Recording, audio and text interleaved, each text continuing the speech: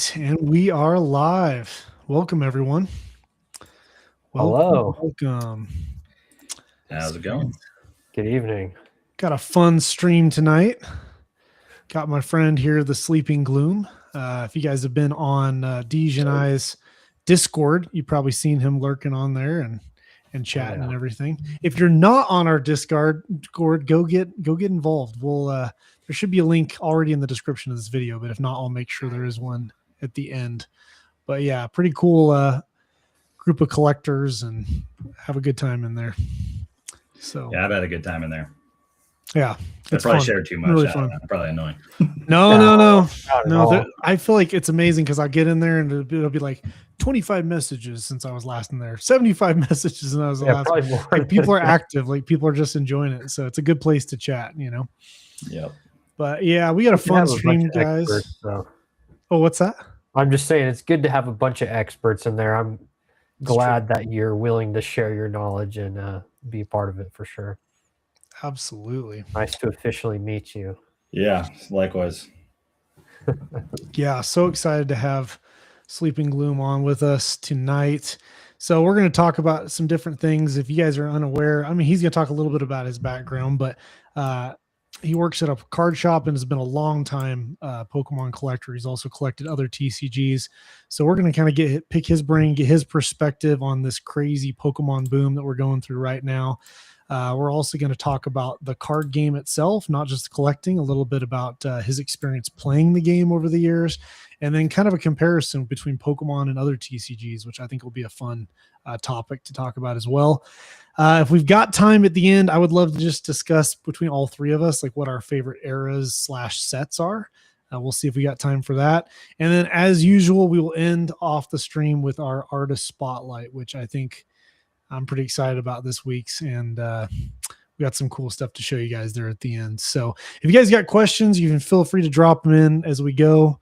If we don't get into them now, we'll get to them by the end. But yeah. Well, let's jump into it. So the Sleeping Gloom, how long have you been collecting Pokemon? Well, my story is honestly probably a lot like your guys's. I mean, I'm in my 30s, so I was around when Pokemon first came out. I never really got out of Pokemon, so to say. I had my ins and outs with the card game, but I've kind of always engaged. Yeah. So when, base set, jungle, fossil were coming out, I was collecting those. My family didn't have a lot of money though, so like I got that Machamp starter deck. Yeah, I had that too. A couple packs here and there. My collection was not good, and then at some point it probably got given away to some cousins or was it somewhere along the line. I don't know what happened, but I don't have my original collection anymore. Yeah, that's such a bummer. Interesting. I feel sad. But you I know you were around during mid-era. So at what point did like your childhood collection kind of stop, and then you were still collecting like kind of, I guess, older kid collection / adult collection? So when I stopped getting cards was probably about the end of the Neo era. That's about when it stopped, I would say. But still playing Ruby and Sapphire, those video games, and just not really getting the cards until rebuying them, I would say, until high school. Yeah. I didn't partake in cards for what I'd say a good 5 years after getting out. About 5-6 years or so. Isn't that kind of similar to your story, Deesh? Yeah, pretty much. Like right out of college, I stopped for a few years, but so that's right. Okay, that's right. You kind of continued though through high school and stuff, but both of you, it sounds like we're playing the games and stuff. I'm the odd man out. I was the one that took like a big, long, like literal pullback break, and didn't get back into till college. So it happens. I mean, I think most people get out of that original childhood hobby at some point, but once you get older, you just always come back. Yeah. Yep. It sucks you back in big time. is a heck of a drug for sure. Yeah. It really is. Oh yeah, it's a powerful one. Uh, Yeah, I'd say ninth grade is when it really kicked off. Me and my friends had some stupid. We had a Pokemon party at my house. nice. You Nice. know, it was on a Friday night. There was probably like, I don't know, 10 of my friends in my tiny room. We're Yeah. all playing our various Game Boy games. That's awesome. One guy was still on Crystal, but everyone Okay. else had like Fire Red or Ruby and Sapphire, one of those games. And like in between battles, you know, someone would be like, "Hey, who wants to battle?" And he would always go, "Oh, I want to battle. I'm ready to battle." But you can't match up Crystal with any of those old games. And then getting to school on that Monday, we were all hyped about it, and then just getting made fun of. Aw. You know, it's true. Pokemon was not that cool back then. It's like it was super cool when it first came out, and then it definitely died out. Like it just did. I have mad respect for the people that stayed in because you were going against the grain back then. You know what I mean? You were staying true to what you loved, not just all your passions. Yep. Exactly. Yep. Yu-Gi-Oh kind of took over for a sec around that time, and then it was Call of Duty and Halo. That's what. Yep. That's what you did. So true. And I did play a lot of Halo and Call of Duty. That's true. Oh my gosh. Yeah. It was a closet passion for me. Yeah. For sure. I have Kept to like it in the closet. yeah. Yeah. I get that for sure. Well, cool. What's like your favorite ways to interact with the hobby, would you say? I'm thinking, there's obviously collecting, playing the game, video games. Like what are kind of the ways you enjoy interacting with the hobby? Retro TCG decks, just playing the game, but old decks. It's definitely my favorite thing to do. Yeah. And there's just like a pretty big online community or online presence of people that are doing it. Locally, at least in my area, it's mostly standard, but a lot of the people playing where I live are kids. They're young. They're not going to have these old decks. Right. But it's a ton of fun. I regularly jam some base Neo, which is basically, it's just base set up until Neo Destiny, and there's no banned cards. The way we play it is with an errata. I don't know if that term makes sense to you guys. Yeah, so, what's an errata? Explain it. Yeah. So Slow King is a card that needed to be errata because it was misinterpreted from the Japanese version to the English one. The card is insanely broken if you play it as written. I see. The Japanese one says if Slow King is active, when your opponent tries to play a trainer card, flip a coin. If tails, it goes back on top of their deck. Wow. Okay. I'm pretty sure that's the wording, but Slow King in English, it just says if they try to play a trainer, flip a coin. So if you had 4 Slow Kings on the board, they were flipping 4 coins. They were never playing a trainer. Yeah, that's eventually, I'm pretty sure it got banned. Instead of just doing an errata, they just banned the card. Just banned the card. So you play it, but basically say, hey, we got to follow the words that were on the Japanese version, essentially. Yeah, and that happened a lot. Wizards of the Coast kind of didn't really care about Pokemon versus Magic. So a lot of their rulings didn't make sense. The translations were bad. It's still fun. Don't let that stop you, but you might have to do a little bit of research to enjoy it as intended. Do you guys actually do tournaments? I haven't done any like actual retro tournaments beyond just like a group of guys hanging out, and we didn't really do a bracket, but at the end of the night there was definitely somebody who was winning the most. I'm not gonna say who, but yeah, he's gotten me into playing base through fossil. It's definitely way more expensive to go all the way up to Neo, though. That's for sure. Base through fossil, there's so many of those cards out there. You can build those decks pretty cheap. It's honestly one of the cheapest retro formats, if not the cheapest retro format, is to play base through fossil. Yeah. It's starting to creep up just because of the current craze. Yep. All of the cards are going up, but I mean, I'm just gonna put a random number out there. I can't think of exactly how many copies of Item Finder I have, but I probably have like Yeah. 40 copies of Item Finder. That's a crazy expensive card, by the way, because even like damaged copies, I was buying them for like $4 or $5 for a damaged copy. More than that now. You know, so yes, I'm sure it's gone up, but you know, I've paid 50 cents for Item Finders. I've paid upwards of $6 for item. I've paid a range of prices over the years. But that's just one of those cards for that format. You want 4 copies, or some decks you'll play 3, but it's in every single deck. And these older formats, especially when you have 3 sets, you're seeing a lot of the same trainer cards. But that's pretty much just Pokemon in general. The good trainer cards are you got a lot in of the every same deck, no matter what generation you're multiple copies. Yeah, especially since you can play as many trainers as you want. Mm-hmm. Yeah, I mean, I just to let you guys know, like anybody that's out there watching, if you're thinking about it, the retro decks are way fun. Like it helped me appreciate a lot of old cards too, that I feel like you might just breeze over in your binder real quick and not really interact with much. Like maybe you go through, you collect base, jungle, fossil, and you're like, okay, I'm done, check, and occasionally you look through your binder. But like the retro decks are fun because you play with these cards and you get to see them and use them and understand more like why they were designed the way they were. Like that was, I think it's been really cool. It's actually helped me appreciate a lot of the old cards more, Like Bill rules. He does. He does. Bill. Good old Bill. Yeah, pretty much every retro deck they ever print, they always print a Bill too. Yep. Like the classic collection and all that stuff. Yep.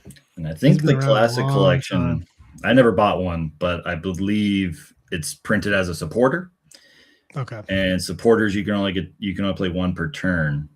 But up until the Neo era, supporters didn't exist. It was the e-reader sets is when they added supporters. Yeah. And so they were just trainers. You could play Bill, draw 2 cards. Oh, I hit another Bill. Let's play Bill. Draw 2 cards. And you just keep running through your deck over and over. It's pretty fun. It's kind of like the Wild West of the time of playing, because there was no restrictions. You can attack going first. You can you do everything you can do on the first turn of the game, which is wild. That first turn can be insane. I played some games with you where I'm like, when am I going to get to play again exactly? Like the other person is just shuffling, going to the deck, laying stuff down. It's crazy. Yeah. So Deej, I think you got to do it. I think you got to build a base through. Definitely, you should do it. We might have to do like a live stream game or something. That'd be a good live stream to help me build my deck the first time too. Like there you go. I'm happy to help with that too. Yeah, for sure. I'm gonna write it down. Sleeping Gloom's the expert. He knows what he's doing. That's for sure. Definitely got me started. I've already got 3 decks built and like a 4th one ready to build. I just need to sit down and do it. So it's addicting. Once you build one, you're like, okay, let's build that next one, and let's build that next one. It really is. Good stuff. Well, cool. I wanted to kind of talk a little bit about your like experience from the card shop side of things / game store, and then also just your perspective on the market. First of all, how many years have you been working at the game shop? 5 years. Okay, 5 years. Yeah. So, but you've seen. I mean, he's seen bull market, bear market, and now obviously the craziest, insane bull market that we've ever been in. So, what are you doing there, DJ? Moving your camera. I'm just watching him like, woo. But yeah, so what is your opinion of what's going on? Like, how are you feeling about this market? Do you feel like it's healthy? Do you feel like it's not healthy? What do you think about the growth that we've seen the past year? In my opinion, simply, I think it is unhealthy. I mean, sure, we're making a lot of money, and a lot of people like to make money. I mean, it's just kind of what they say, makes the world go around, right? But as far as just kind of like the broader health of the game, yeah, I'd say it's the fun in collecting Pokemon has definitely reduced, in my opinion. There's a little bit of anxiety or stress that has been added to it, and that's on both sides. You know, the question of, well, when are you going to get more, comes up all the time. You probably hear people telling you that, asking you that all the time. Oh yeah, like I've got a bunch of out of stock. There's so many things out of stock. You know, I got Twilight Masquerade and Temporal Forces packs, but as far as anything else right now, I got no loose packs, and we actually get a lot of product. Yeah. And we even limit. We're pretty aggressive on the way that we limit things. So like as far as loose booster packs, you can get 4 total booster packs per person per day. So if you come in with your family of 5, sure, you can get 20 packs. That's a choice. But I've got people who come in every day. They're on their lunch. 4 packs. They're here. They're getting off work. MSRP packs then? We try to be a little under the market. We're typically like 15% under the market, because otherwise, something I've experienced is you have something at MSRP and it's a popular thing. It's not always like this, but somebody will come in, they'll buy it, and they're on the phone in 2 seconds like, hey, you should come in here and buy it. Yeah. And then after the next like 2 hours, steamroll, it's like all gone. Yeah. You kind of almost have to target higher just to keep something on your shelves so that people have a reason to come into the store and other people have an opportunity to buy something, right? Makes sense. Yeah. Nobody wants I will say though, market. Well, I've bought a lot most people don't want to, but I've bought a lot of those packs though. They're usually somewhere in like the $6 to $7 range per pack, which is not like outlandish compared to what a lot of people are paying online nowadays, you know. So one thing that hurts though is the specialty sets. You just can't get them. Just gone. And we don't crack promo products to sell loose packs of those. So you'll go to some shops, they'll have loose packs of, let's say, Prismatic, and they're selling them for $15 a piece or something. We'll just put the ETB on the shelf. We'll just put the poster collection or whatever it is for those specialty sets. Yep. We've just found it's not worth breaking down for loose packs, because one, we don't want to throw away the poster. We don't want to try to sell the poster. We don't want to deal with the pins. We don't want to do anything as far as breaking it down. Let's just sell the item as intended. Yeah. Somebody else can put it in their dumpster. What is your like position at the store? Are you like a part owner? Are you like a manager? Like, I'm just an employee. Really, like the owners of the store, there's a few of them. They're the managers. But I can kind of do everything in the store. I work a position where I'm doing like the trade-in. So if somebody wants to sell his stuff, I'm able to spend the store's money. I'm at least in a position of trust where I can spend money that isn't mine, because they know I will not waste it on things that aren't going to sell. But I buy more than just Pokemon cards. I buy a handful of different trading card games, but we buy video games, board games, action figures. Like if it's nerdy, we probably sell it in some way, shape, or form. Which you kind of have to be a little bit of an expert on a lot of collectibles in general. Yeah. Like recently I've been doing a lot more of the comic book stuff as far as buying. So like I'll flip through a comic, a grip of comics from the 70s, and I'll be able to be like, oh, this one right here, this is a key issue. This is important. We want to set this aside and price it out. Otherwise, these other 30 are just, we can maybe sell for $1 to $5 or something. Gotcha. Kind of a bulk kind of thing. Yeah. I've got a lot of experience in a lot of different areas. But so do you guys have like a computer system that helps you value stuff? Yeah, we use a lot of. I'm an eBay expert. I'm a TCG Okay. player expert. Yeah. We use typically the same stuff that anybody else is going to use, but if there's items that we have bought in the past, I have the data on that of when we last sold it, what we bought it for last, things like that. You're able to see like when you bought it and then when you sold it, so you can even see like how liquid it is basically in your shop. Yep. That's pretty handy too, because that's the thing I feel like a lot of people don't think about when they start selling Pokemon cards or start selling any collectible is liquidity. Like how long are you willing to let your inventory just sit? You know, and Right. Deej knows a lot about this too because he sells all these commons, uncommons, and rares that are graded.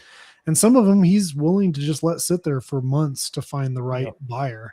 But some people don't factor that liquidity. They're like, oh crap, I have all this inventory, but nothing's selling, you know? So it's like the more niche the item is, the longer you're gonna have to wait, you know. I actually, just a fun fact, I just recently realized that you can see how long your listings have been going on eBay through the active listings page. There's like an extra column you can add that's just called start date, and you can sort by that. So I was sorting by my oldest, and the oldest slab that I had was from 2024, so not even that old, and it was a PSA 10 Shiny Star V Inteleon, like baby shiny, so it wasn't even a common. And like my oldest common was only like a year and a half old. That's not bad. That's not bad. Yeah. I love that Inteleon, honestly.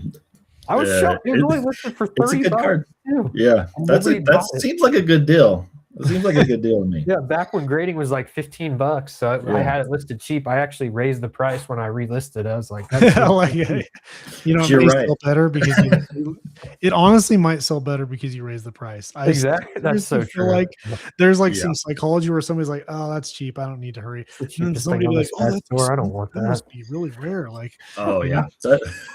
It's so funny. Like, I had a Snorlax level X in my case so long. It's heavy play. It's not in great condition, but I had it as low as $80 at one point, and that card sat in that case for like a year. The boom happened. I sold the card for $250. Wow. Now somebody wants it because it's worth $250 when they could have bought it a while. And when it was $80, people were like, could you do 50? And they're trying everyone's always trying to get a deal. Yep, absolutely. There's so much to be learned from that.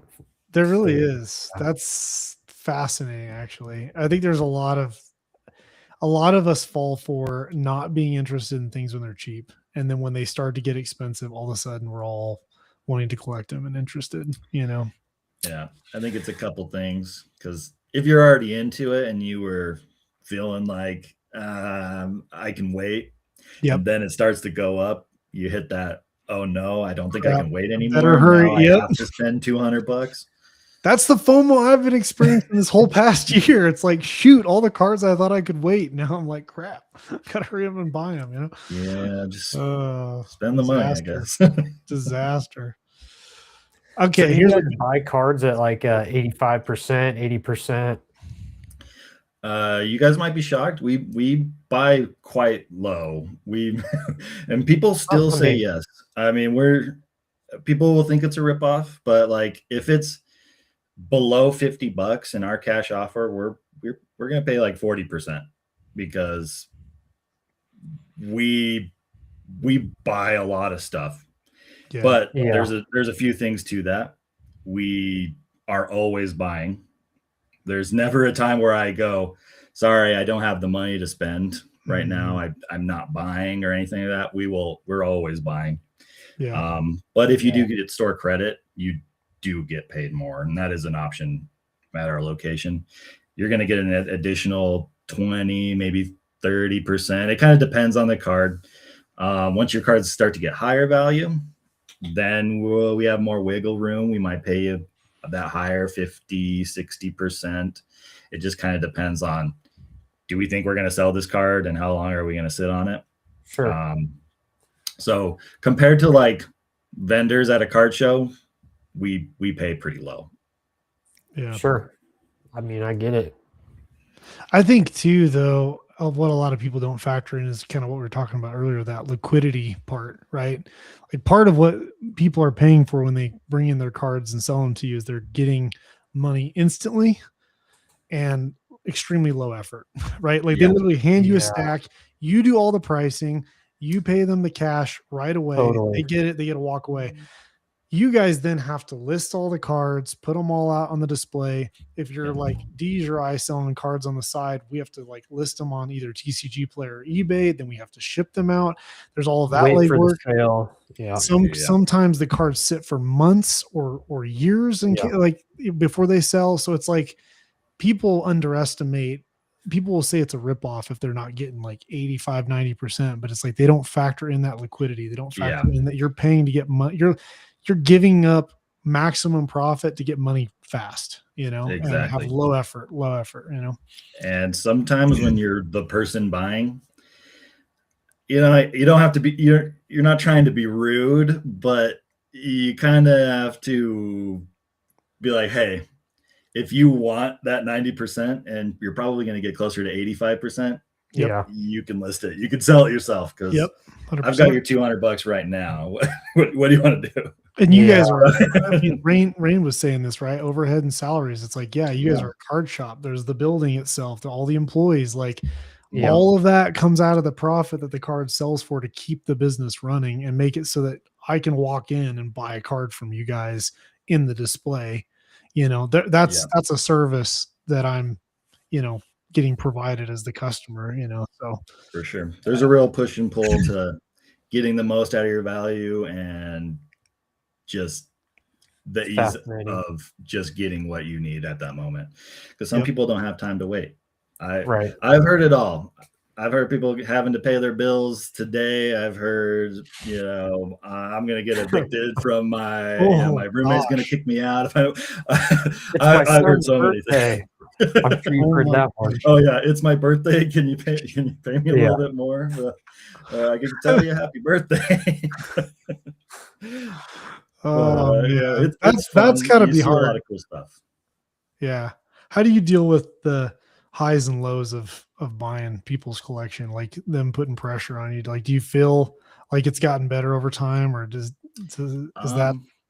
At first, it was kind of tough because internally, I'm like, oh yeah, I mean, I would want to get 70% too. I mean, that makes sense, but you know, again, it's not my money, and then just, you know, the repetition of learning. That's just not how it works. Because as we mentioned before from Rain in the chat, there's the overhead. Because at the end of the day, sure, I paid you 40% for your card, but if you brought in 500 cards, that's labor, and I get a lot. I'll get 2 cards dropped off, then 10 minutes later, I've got somebody who's got 4 ETBs full of stuff, and the next hour, you know, I've got somebody trying to sell me their PlayStation 5. It's all over the place. Sounds fun. Do you enjoy working in the card shop? Every job has its ups and downs, but it's mostly ups. Yeah, sounds fun. Yeah, get to be around the stuff that you enjoy, and around people that enjoy it too, right? Yeah. You guys buy graded cards then too? We actually don't deal in graded cards at all. The only graded stuff we do is comic books. So you don't even sell them? Yeah, we I'm sure we could sell them. The store owners they don't want to get into that market, so to say. I think at some point they probably will, and I would like to get graded cards into the shop personally, because I mean, I have experience with it. They're not graded card guys. Gotcha. They could not. That's why 2 cents. Like, they just don't care. They're also a little bit older, so I mean, I feel like for the most part, the graded card is probably people that are our age and maybe a little younger, maybe just a little bit. That sounds older crazy to me. Yeah, I mean, I know. I would agree. It seems like free money that they're like kind of losing out on, you know. Yeah, and probably. We're going to go to GameStop and instead, but you know, the store is in a fortunate place where when we're talking about liquidity earlier, we can sit and wait. Yeah. We have stuff that has sat for years because it's some board game that nobody wants, or it is the tens of thousands of comic books that are sitting in the back, or we have so much bulk in card games. Like we have probably over 1 million cards in our warehouse. Like we have so much inventory. It's crazy. Yeah. Wow. That's wild. Whew. Dang. So do you keep it as like stock, or you just haven't gotten to put pricing it and putting it out yet? Or it's a little bit of both. It's a little bit of both of that. That's interesting. Well, so I was going to ask about that with bulk. Like, so if somebody brings in, like you were talking about, somebody brings in a couple ETBs full of cards, I'm going to guess there's going to be a mixture of maybe some sleeved cards that are like nicer or more of the hits, and then maybe like bulk. You know, how do you guys handle the pricing? And then also, do you tier pricing based on condition at all? Because like obviously, yeah, more minty cards tend to sell easier and better than like damaged cards do, right? Or for sure, play, things like that. It's definitely a scale, because I'll have people, they'll call into the store, they'll say, I've got this, and this, and it's in mint condition, and mint. I'm like, I can't Everything's tell you in anything mint over condition. the phone. I can't help you until I actually sit here and look at the cards, and then the thing will come in and it's mangled, it's dirty, it's there's that's one of the downsides of the trade-in. Yes. Is you see some dirty stuff. Your card sucks, buddy. Oh, yeah, like I've noticed that with I've this had to recent turn away. I'm just like, I don't want it. Like I can't buy this because I can't sell. So that's the only thing you turn away is the dirty stuff. Okay. And well, I've noticed if it's a console for a video game, we'll put in the 30 minutes to clean it and get it out. I'm a little pickier than maybe some of the other people that buy, because I'm like, I don't want to clean it and I don't want to make somebody else clean it. So let's turn this away. But yeah, you see so much stuff. But when it comes to like bulk trade-ins, we're pretty low on bulk, and it kind of depends. If it's modern, if like the new set just dropped and you're bringing in a 3,200 count box of the last 3 sets that you were ripping, I mean, we're gonna at most probably pay you $10. And it kind of depends on the work that you put in, because we sort it. So that's labor that we're putting in. And you sort it by hand? Yes. And up until recently, the store did get a Roka, which is like the TCG player sorting machine. Yeah. Big one? Yeah, the big one, which I think was like somewhere between 20 and 25,000 bucks. Yeah, I think it's like 25. Yeah. And then they actually just bought another one, and 2 of the sifters, I think is what they're called. Yeah. So we intake a lot of bulk, but up until that point, we were doing it by hand. Do you guys have an online TCG player store for bulk selling? Nope, we sell everything in store. They don't sell anything online until there's random things they'll sell on eBay here and there, but it's literally all in the store. So do you get a lot of people buying bulk from you guys, like just looking through your bulk? Yeah, and we sell at $0.25 a piece. Sometimes we'll get you a deal if you get a stack or something, but we'll sell. There'll be people coming in, I'm trying to finish my master set, and they'll buy 30 cards out of the Phantasmal Flames box, and then they'll be like, all right, can I look at Pokemon Go? And then they're buying another 15 cards out of that. So we have a nice system as far as bulk availability, because I've gone to a lot of different in-person shops, and it's hardly sorted. You're going to have a hard time finding what you're looking for in a lot of different shops of bulk. It's so funny. You just sort by set then? Yeah, we just care about the set. Yeah. With Magic, they've been doing alphabetized, but since my input, since I'm like the guy who knows Pokemon at the store, I say set. Let's just do it by set, because more people are trying to complete sets in Pokemon than in any other game. Yeah. Well, anyway, that's probably not that important, but that's pretty fascinating. So even the Roka at $20,000, they basically decided that's worth it with how much bulk you guys sell over time, how much And that thing's cost running it saves you all day. from, yeah, how much cost it saves you from a person having to sit there and sort it themselves. You know what I mean? That's actually an interesting thing to sit there and figure out is when is it profitable to buy a Roka is actually a pretty interesting question. I think. Yeah, when we all said we're tired of sorting bulk, Yes. like, do you want to hire 2 more people to sort bulk, or do you want to spend $25 next and pay a subscription? Yeah, no kidding. No kidding. They bought the Roka. So when you're intaking cards, like if the store doesn't worry about grading, are you like, man, this is 10. I think I'm going to buy this one and take it home and grade it myself? Sometimes, I mean, I don't try to. Let's just say I'm not trying to like abuse my insider. I get a great discount. Like my discount is very good. I don't think, from what I've heard from other people who work at card shops, I get 40% off. That's huge. I get a huge discount. I've heard some people saying 20%, 15%, 10%. So like when I buy a $500 card for $270, Yeah.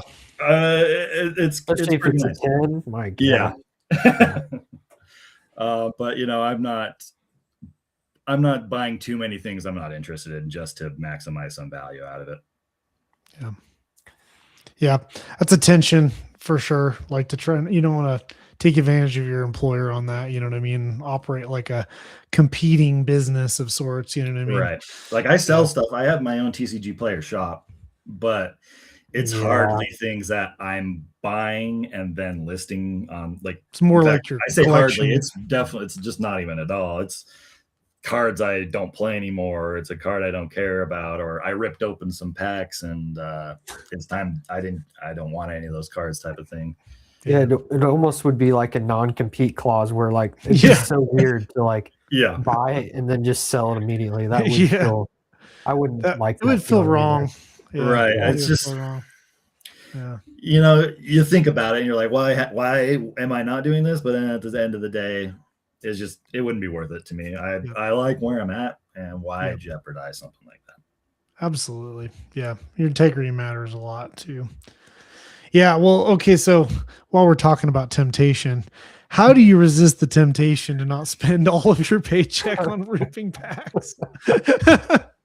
Or just buying singles? Well, see all those boxes back behind me. It was very hard at first because I came from a job where I was making quite a bit more money, and so like my spending habits were higher, and so when I took the pay cut to work and do something I enjoy, I was overspending because before I was like, let's buy a box here, let's buy a box there. I don't care, we're just ripping boxes. So the first little while I was overspending, but now that I've been around it long enough, it's still just for fun when I want to, but it's really hard. Like, I'll deposit some of my paycheck back into the store. I mean, that's that definitely happens, but especially with the 40% off, store credit too. But fortunately, with the discount and the things I'm interested in and just kind of the things that we sell, they hold their value and some of them grow. So it's almost like turning my liquid cash into something I can use later. Yeah. It's like a 401k. A little bit. And I got that too, which I don't think there's a lot of card stores that offer that. That's incredible. Yeah, I'm surprised to hear that. Yeah. And they match. Wow. I got the game store I work at is great. I'm not going to say the name of it, but it's a bit better to protect your location and all that kind of stuff. Yeah. But no, I think that's amazing. That says a lot about your employer too. They care enough about you guys to provide something like that. Because that's awesome. A lot of small businesses don't do that. You know what I mean? No, that goes to show like how well it's doing as a business. Yeah. Like this first quarter, we've already had our best quarter ever, and every quarter we just keep saying that. And they're not buying graded cards. Yeah, that is wild. Yeah. How was it before this boom? Do you like, because obviously it's not just a Pokemon boom, there's also just a general TCG boom right now. But do you feel like you guys were doing really well financially even before this whole TCG boom started about a year and a half ago? Yeah, I mean, ever since Pokeball, the store that you've gone into is the new location. Okay. It used to be in a small rented space. Gotcha. So up until they hit this new location, it was typical card shop,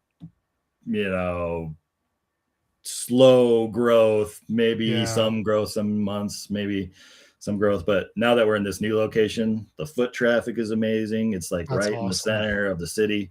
It has just been up the whole time. That's great. There's a lot more space too, I imagine. Obviously I didn't see the old location, but the new location has a lot of space. Yeah. Plenty of space for people to play the game, whatever game it is that they're playing, right? Whatever TCG, which is cool too. I think that's really important. Yeah. And most card shops don't own the building that they're in. They own that building. And it's huge. Yeah. It's huge. The warehouse that all the million cards are in, it's like as big as the store that you see, like when you're in there. There's so much space in this place. So the warehouse is in the same building, like in the back. Yeah. It's a weird Frankenstein of a building. It used to be like a mansion, like a that sounds awesome. 60s mansion type of like old brick build. But then there's a addition onto it. And it's like a totally different build. It honestly works really well for a game store, though. Yeah, it's got the game store vibes going on for sure. Yeah, it has the classic vibes, but it feels like a big store. Yeah, it does. Yeah, and honestly, too, you guys, I've been really impressed how well you guys do with new releases. Like they basically price at MSRP. For a new release, and you can pre-order, and when it's crazy, you may only get one of something, but like, hey, that's still one of something that you got at MSRP, which is incredible. That's an incredible service. They could charge more and they choose not to, really so cool. I like our pre-order process as far as the fulfillment goes, because I don't know every single person I'm selling to, whether or not they're going to turn around and double their money, or if they're going to open it or sit on it. I'm not here to police that. I don't care.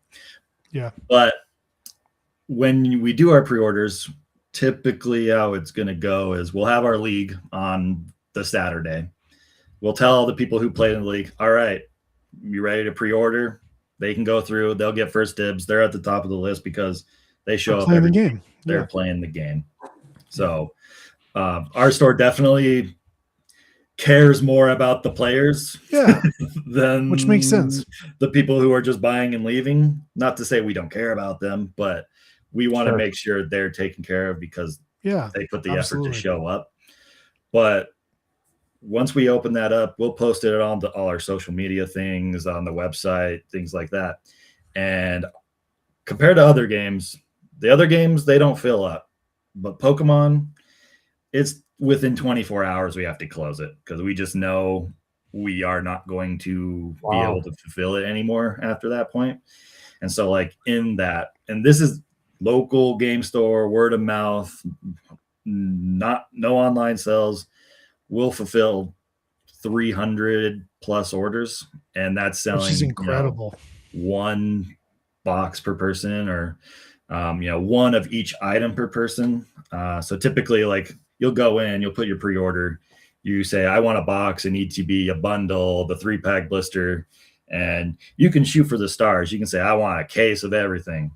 You're just gonna get one, but you can try. If there's some Black Swan event and nobody pre-orders, you might get lucky. No, it really is incredible. It's actually let me open product during this insane last year, which is just crazy. But Yeah, for those pre-orders, sorry, I never even touched on it. It's MSRP. Yeah. And through that first week, it is even until we run out of Okay. our initial like stock. Because we do try to make sure some of it goes to the shelf. That's another reason why we close off the pre-order. So the Yeah. people who didn't see our pre-order or don't know we offer that, Yeah. they can still walk in on release day and hopefully get something. Yeah. That is so cool. I wish I had a place like that around here. I know. It's pretty nice. Yeah. I'm glad we can offer it at a good price while we can. Yeah. But then once we go to restock it again, it's more expensive for us to restock it the second time. And so that's also another reason why we got to raise the price. Yep, because the distros are charging you guys more. Yeah, they got to make more money. Well, and I was wondering about that too, because you guys, I remember even just having a discussion with your boss one time when I was in there. He says that he gets a lot of product because I think he's had a long relationship with distros, bought a lot from them in good and bad times, you know, and I think they reward him for that. Have you guys seen your stock stay pretty consistent during this whole boom, or have you seen have you guys gotten less? Like, what's kind of been your experience on that? It's been pretty consistent, but it's definitely not what we want every time. You know, if we could get pallets, we'd be getting pallets of Pokemon, because there's just we're not worried about selling it, you know. Do you feel like it's similar to pre-boom though, the amount you were getting? I think it's higher now, actually, just because our spend rate has increased, and your you know, the people you're working with at distribution, when you spend more money, they like you. Yes, and absolutely. They will get you more product. That's just, that's just simply how it works. Like sometimes they'll get like a small restock of some stuff, and they'll hit us up and they'll make deals like, hey, if you spend, you know, let's just say, you know, 8,000 on Ultimate Guard products, and Ultimate Guard, they make sleeves and deck boxes and binders and all that stuff, will allow you to buy more Pokemon. Basically, other stores don't get that deals, I would imagine, but we're like, yeah, well, the check's going to clear. It doesn't matter. That's amazing. Yeah, that's smart. Smart. Your boss is a brilliant businessman. They've gotten both lucky and have worked hard. Yeah, no, absolutely. I think you also you have to get lucky in this sort of business and in a lot of things in life, on top of also just being there. Yeah, just being just being there. I'll tell you what, I was glad that I went so hard in 2023 before all this craziness, because I wouldn't be able to afford a fraction of what I have, you know, like 2023, we had it good. We had it way good. Had it good. I was ripping packs for so stinking cheap. I was buying those Costco tins, ripping them for like $2.77 a piece. Oh my God. Those were the days, man.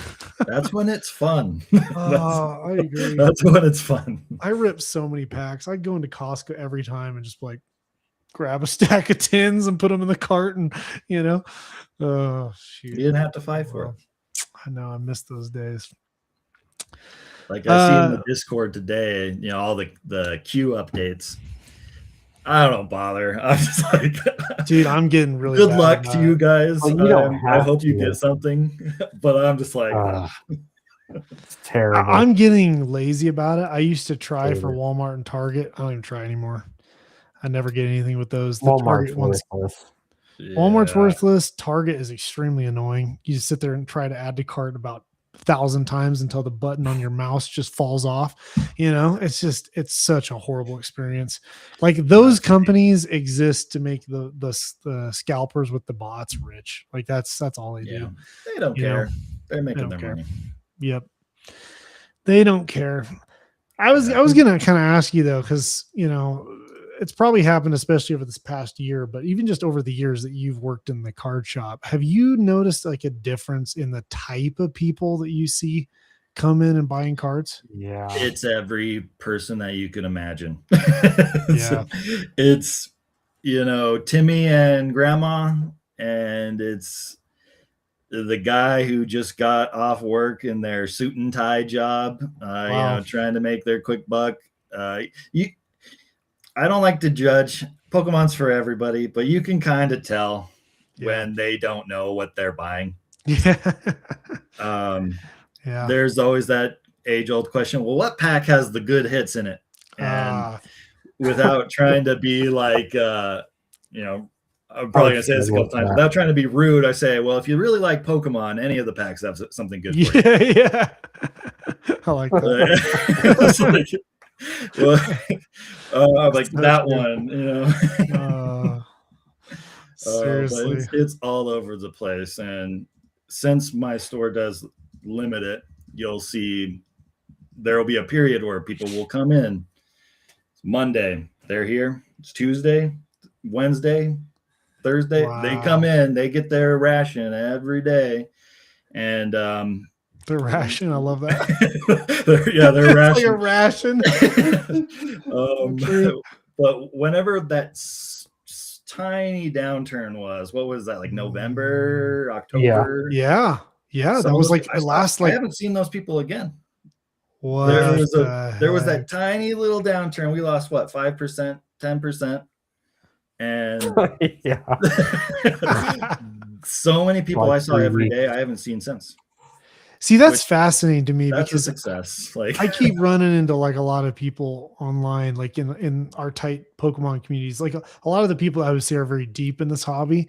And most people tend to think, oh yeah, like there's so many people that are just here to stay. Like they're not going anywhere. But I don't know. Like I tend to wonder about that. Like I really do think a lot of people may just be here for the hype. And then when the hype's gone, like they're going to be gone. And it sounds like you already saw literally like we had that tiny pullback for a month or two. It was you already saw that. And you could hardly even call it a pullback. If you've been doing this for long enough, that wasn't even a pullback. Graded cards, I will say, got hit harder probably than like singles did. But still, I mean, come on. Anybody that had been around for any amount of time, I mean, even 6 months to a year before that, you were still way up. Like, I took the time to buy some more stuff because I was like, oh, cool. Some things corrected. Might as well. It's time to buy. Market goes down.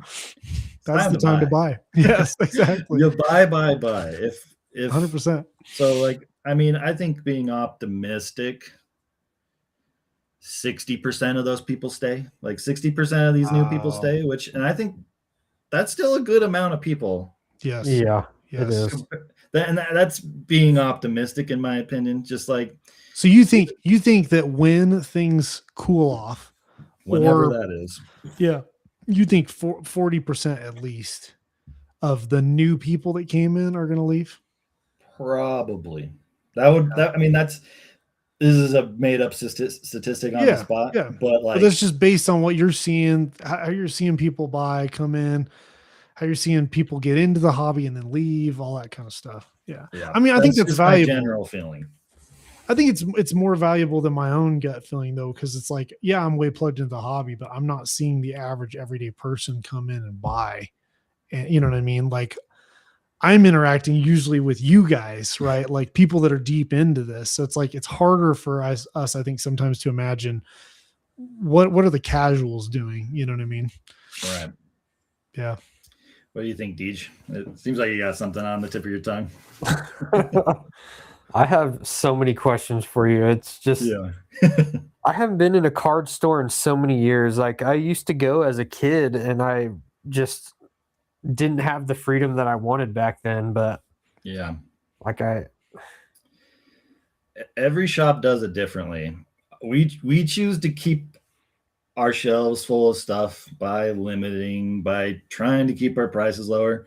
But there are shops in the area, you'll pay a little bit more, but if you want to buy 5 boxes, you're going to be able to buy 5 boxes. Right. So it just depends on how much you want to spend or what you'll be happy with at the end of the day. I love that you guys limit, like the amount of time you guys had Destined Rival booster packs was insane. It was months. I got bundles and bundles of Destined Rivals right now.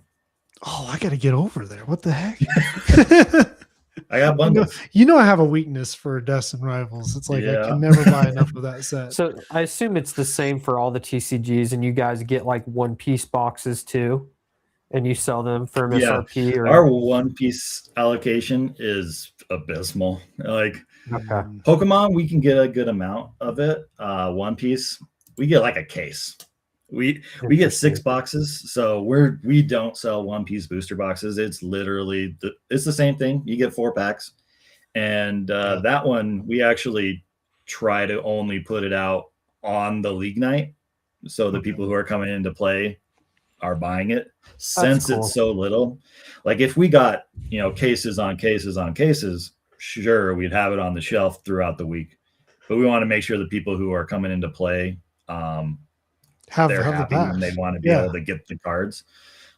And Bandai games are a whole different beast when it comes to allocation. We could spend hundreds of thousands of dollars on Bandai games throughout the year, but if we don't have people sitting at a table playing the game and we're not reporting to their reporting system, they're not going to send us as much. Wow, interesting. Okay.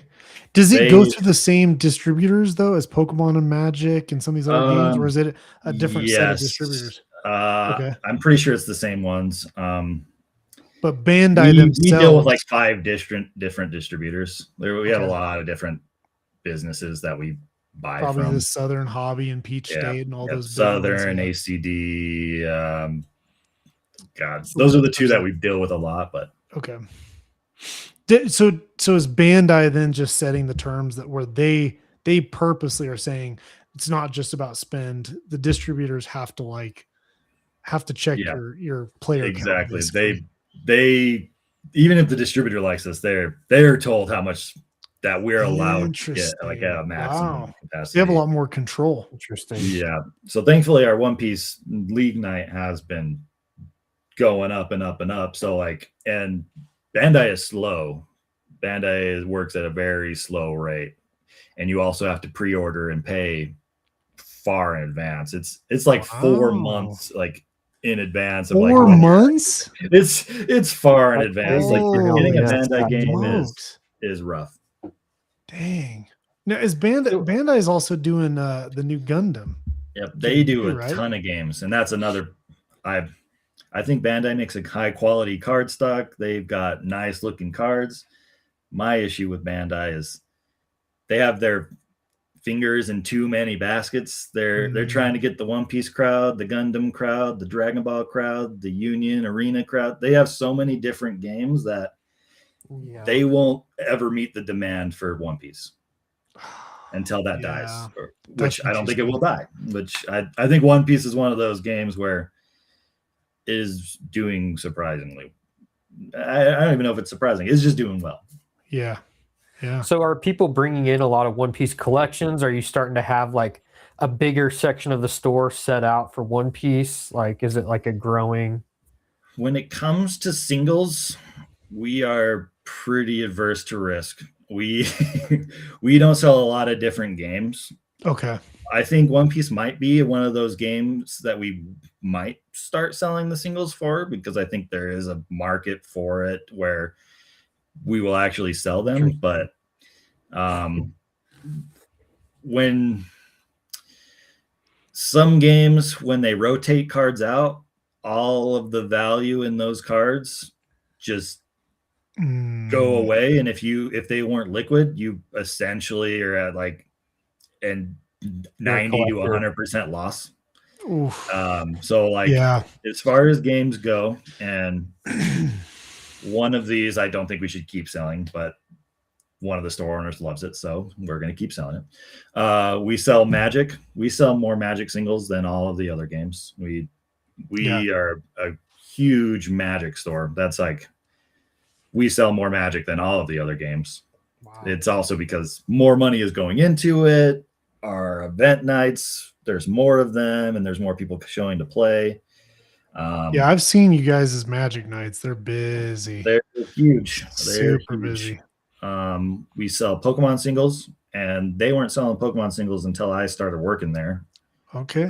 Just because I had the knowledge. So I got you to thank for that. Yeah, I got myself to thank too. I'm glad we sell Pokemon singles now. I saved myself some money. We sell Lorcana. That's because we had a really large crowd of Lorcana people playing weekly. And that is the one that is liked by one of the store owners. So that definitely helps the games that we sell. Yeah. We also sell Star Wars Unlimited. So those are the singles that we sell: Magic, Pokemon, Lorcana, and Star Wars Unlimited. And all those sell pretty good. Yeah, Star Wars sells pretty solidly, actually. We have a good crowd that comes into play, and it's relatively cheap. So like our investment in the cards isn't high.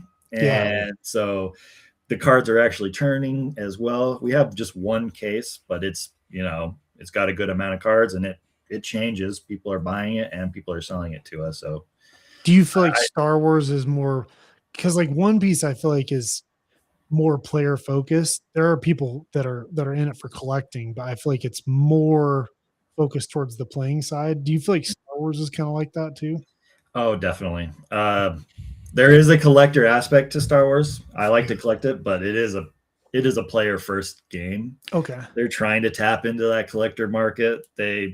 I think it was a negative, but they did the Carbonite pack, which is basically the collector booster pack that Magic does. So it's a pack that's $25, you know, MSRP, and you're getting the same amount of cards, but it's, you know, all the, you know, it's more fancy versions. You have more hits for the rare slot. You're more likely to hit the chase cards in those packs. Right. God forbid. I hope Pokemon does not do a collector pack ever. I think that will be the end of everything. That's what I'll lose. I agree with you. I also don't want them to do serialized cards, but that's a whole other topic. I don't think they need to. You never know. They They probably will. So much hype. Oh my gosh. They probably will. Be a disaster. People are already addicted to gambling with Pokemon. We don't need serialized cards. Yeah, I think it's game over if that ever happens. So I hope they're smart enough. I'm gonna guess they will ruin a lot. I'm gonna guess Shug Nasty's question of y'all got any Bunny Girl cards is probably a no. We don't carry many of the you know, the weeb games. I mean, we got one piece, but we're not selling Weiss. We're not selling oh my gosh. What's the other we're not selling any of like the anime games. We might start selling some of them, but I don't think they have any interest in selling Weiss. I think a big push for the store owners this year on TCGs is let's shoot our shot, and if this thing doesn't sell, then we won't try it again. Okay, so they're going to try new TCGs to see if they take off. Wow, that's right now we have a lot. We carry a lot of different games. I buy a lot of different games too. That's another one of the reasons. Like, so Magic's the main one. We sell Pokemon. We sell Yu-Gi-Oh, which Yu-Gi-Oh is an interesting beast. I have I like parts of Yu-Gi-Oh. I think Yu-Gi-Oh is cool in its own way, but it has its own issues. They just reprint everything. Lorcana sells really well as far as packs go. Our singles do fine. They're okay, but the Lorcana packs sell really well. We're sold out of a lot of stuff. Star Wars Unlimited. Final Fantasy TCG, which is one I really love. I'm a big Final Fantasy guy, and I've been collecting Final Fantasy since that game came out back in 2015-ish, sometime around there. And that's different than the Final Fantasy Magic cards, right? So they did a crossover of Final Fantasy with Magic, own thing.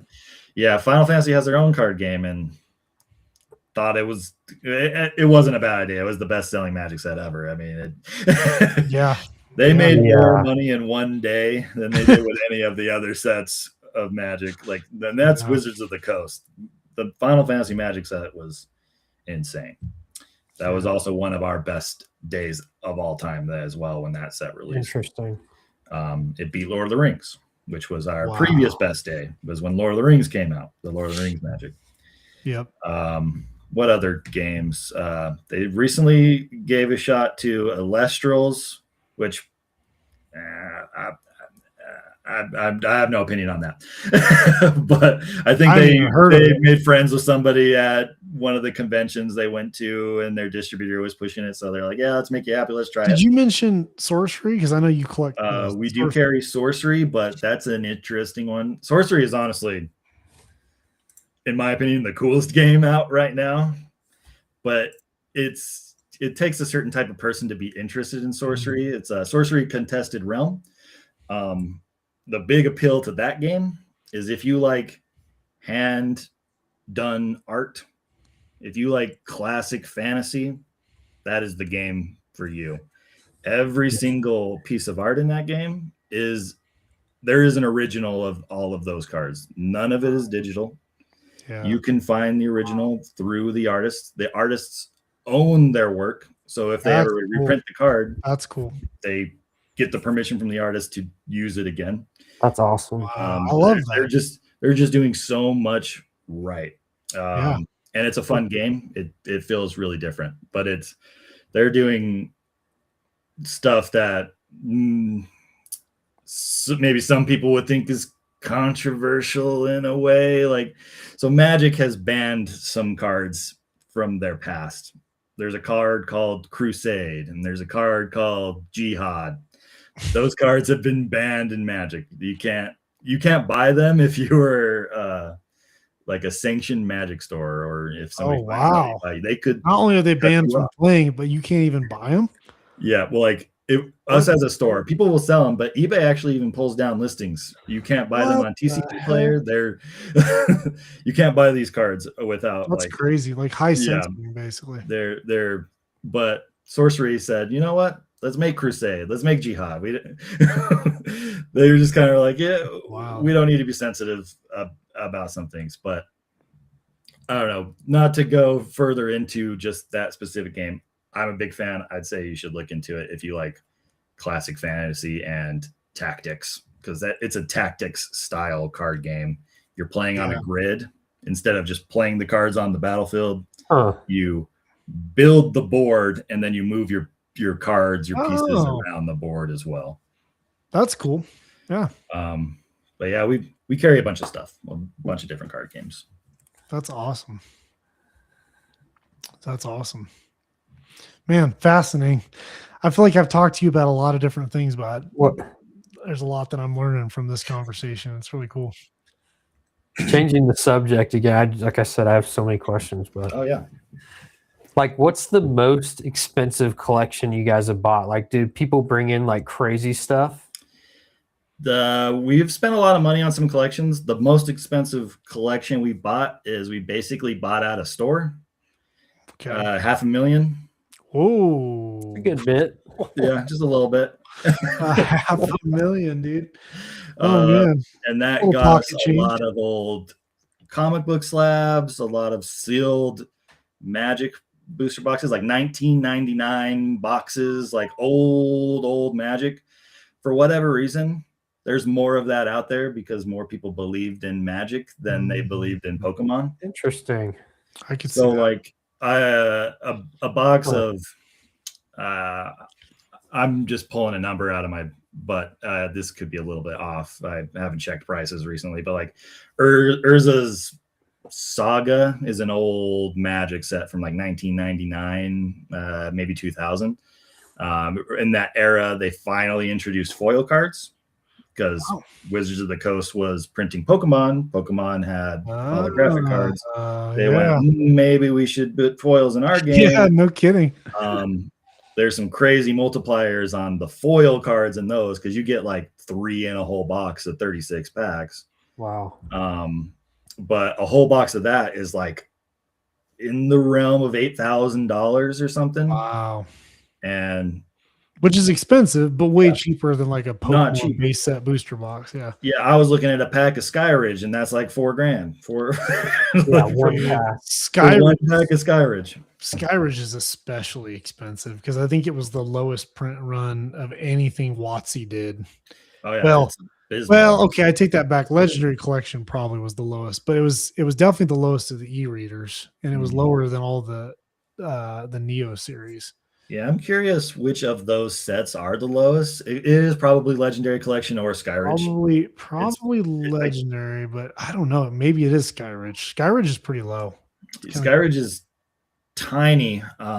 Legendary Collection is before the e-reader sets, though. So yeah, but I just wonder if because it was like a transition set, if they just didn't print it much. It does seem rare to me. yeah. Do you know anything about that, Deej? I don't know any facts. If my intuition's telling me that Skyridge would be way less printed than You think Legendary. so? That's what I think. My guess is why they probably printed more Legendary Collection is a lot of those cards have already proven themselves. And so there you go. Let's cash in on some of these cards while we can. Yeah. Which at the time, what's funny is nobody liked that set at the time. Nobody liked the e-reader sets at the time. And now everybody's going nuts for them. They just can't get enough of them. Yeah. There are still people who hate them.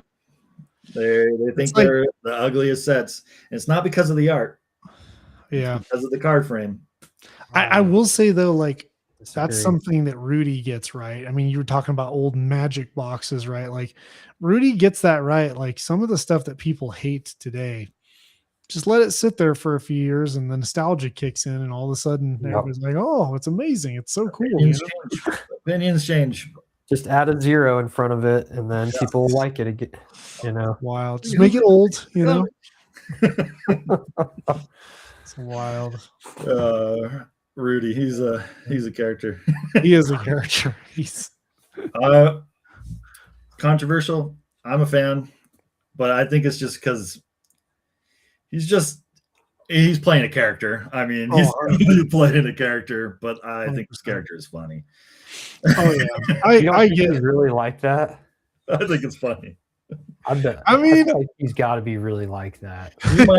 He's probably I'm sure there's an amount of him that's coming through, right? Like sure. every actor puts themselves in the character, but like he's got to be a little over the top. But maybe at the same time, he's probably also just naturally over the top. He never had to grow up. He never had to be an adult. Like, it's true. I mean, well, actually, hold on though.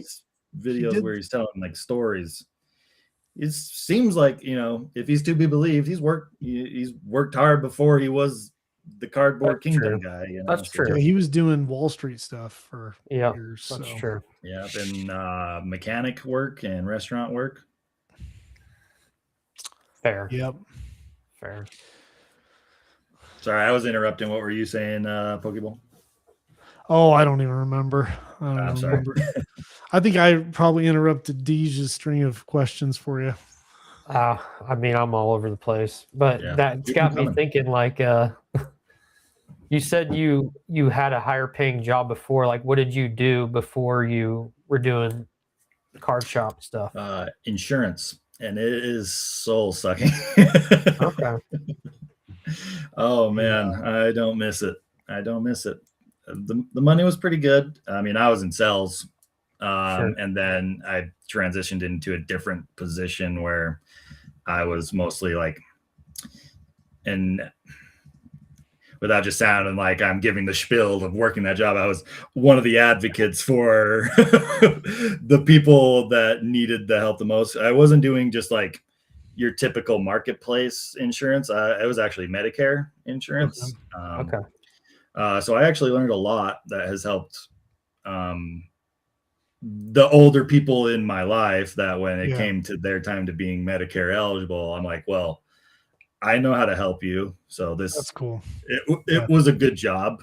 Like I learned a lot and there's a lot of valuable lessons for it, but there's just something about sitting on the phone for 8 to 10 hours a day and the type of people that you help and the repetitiveness of it.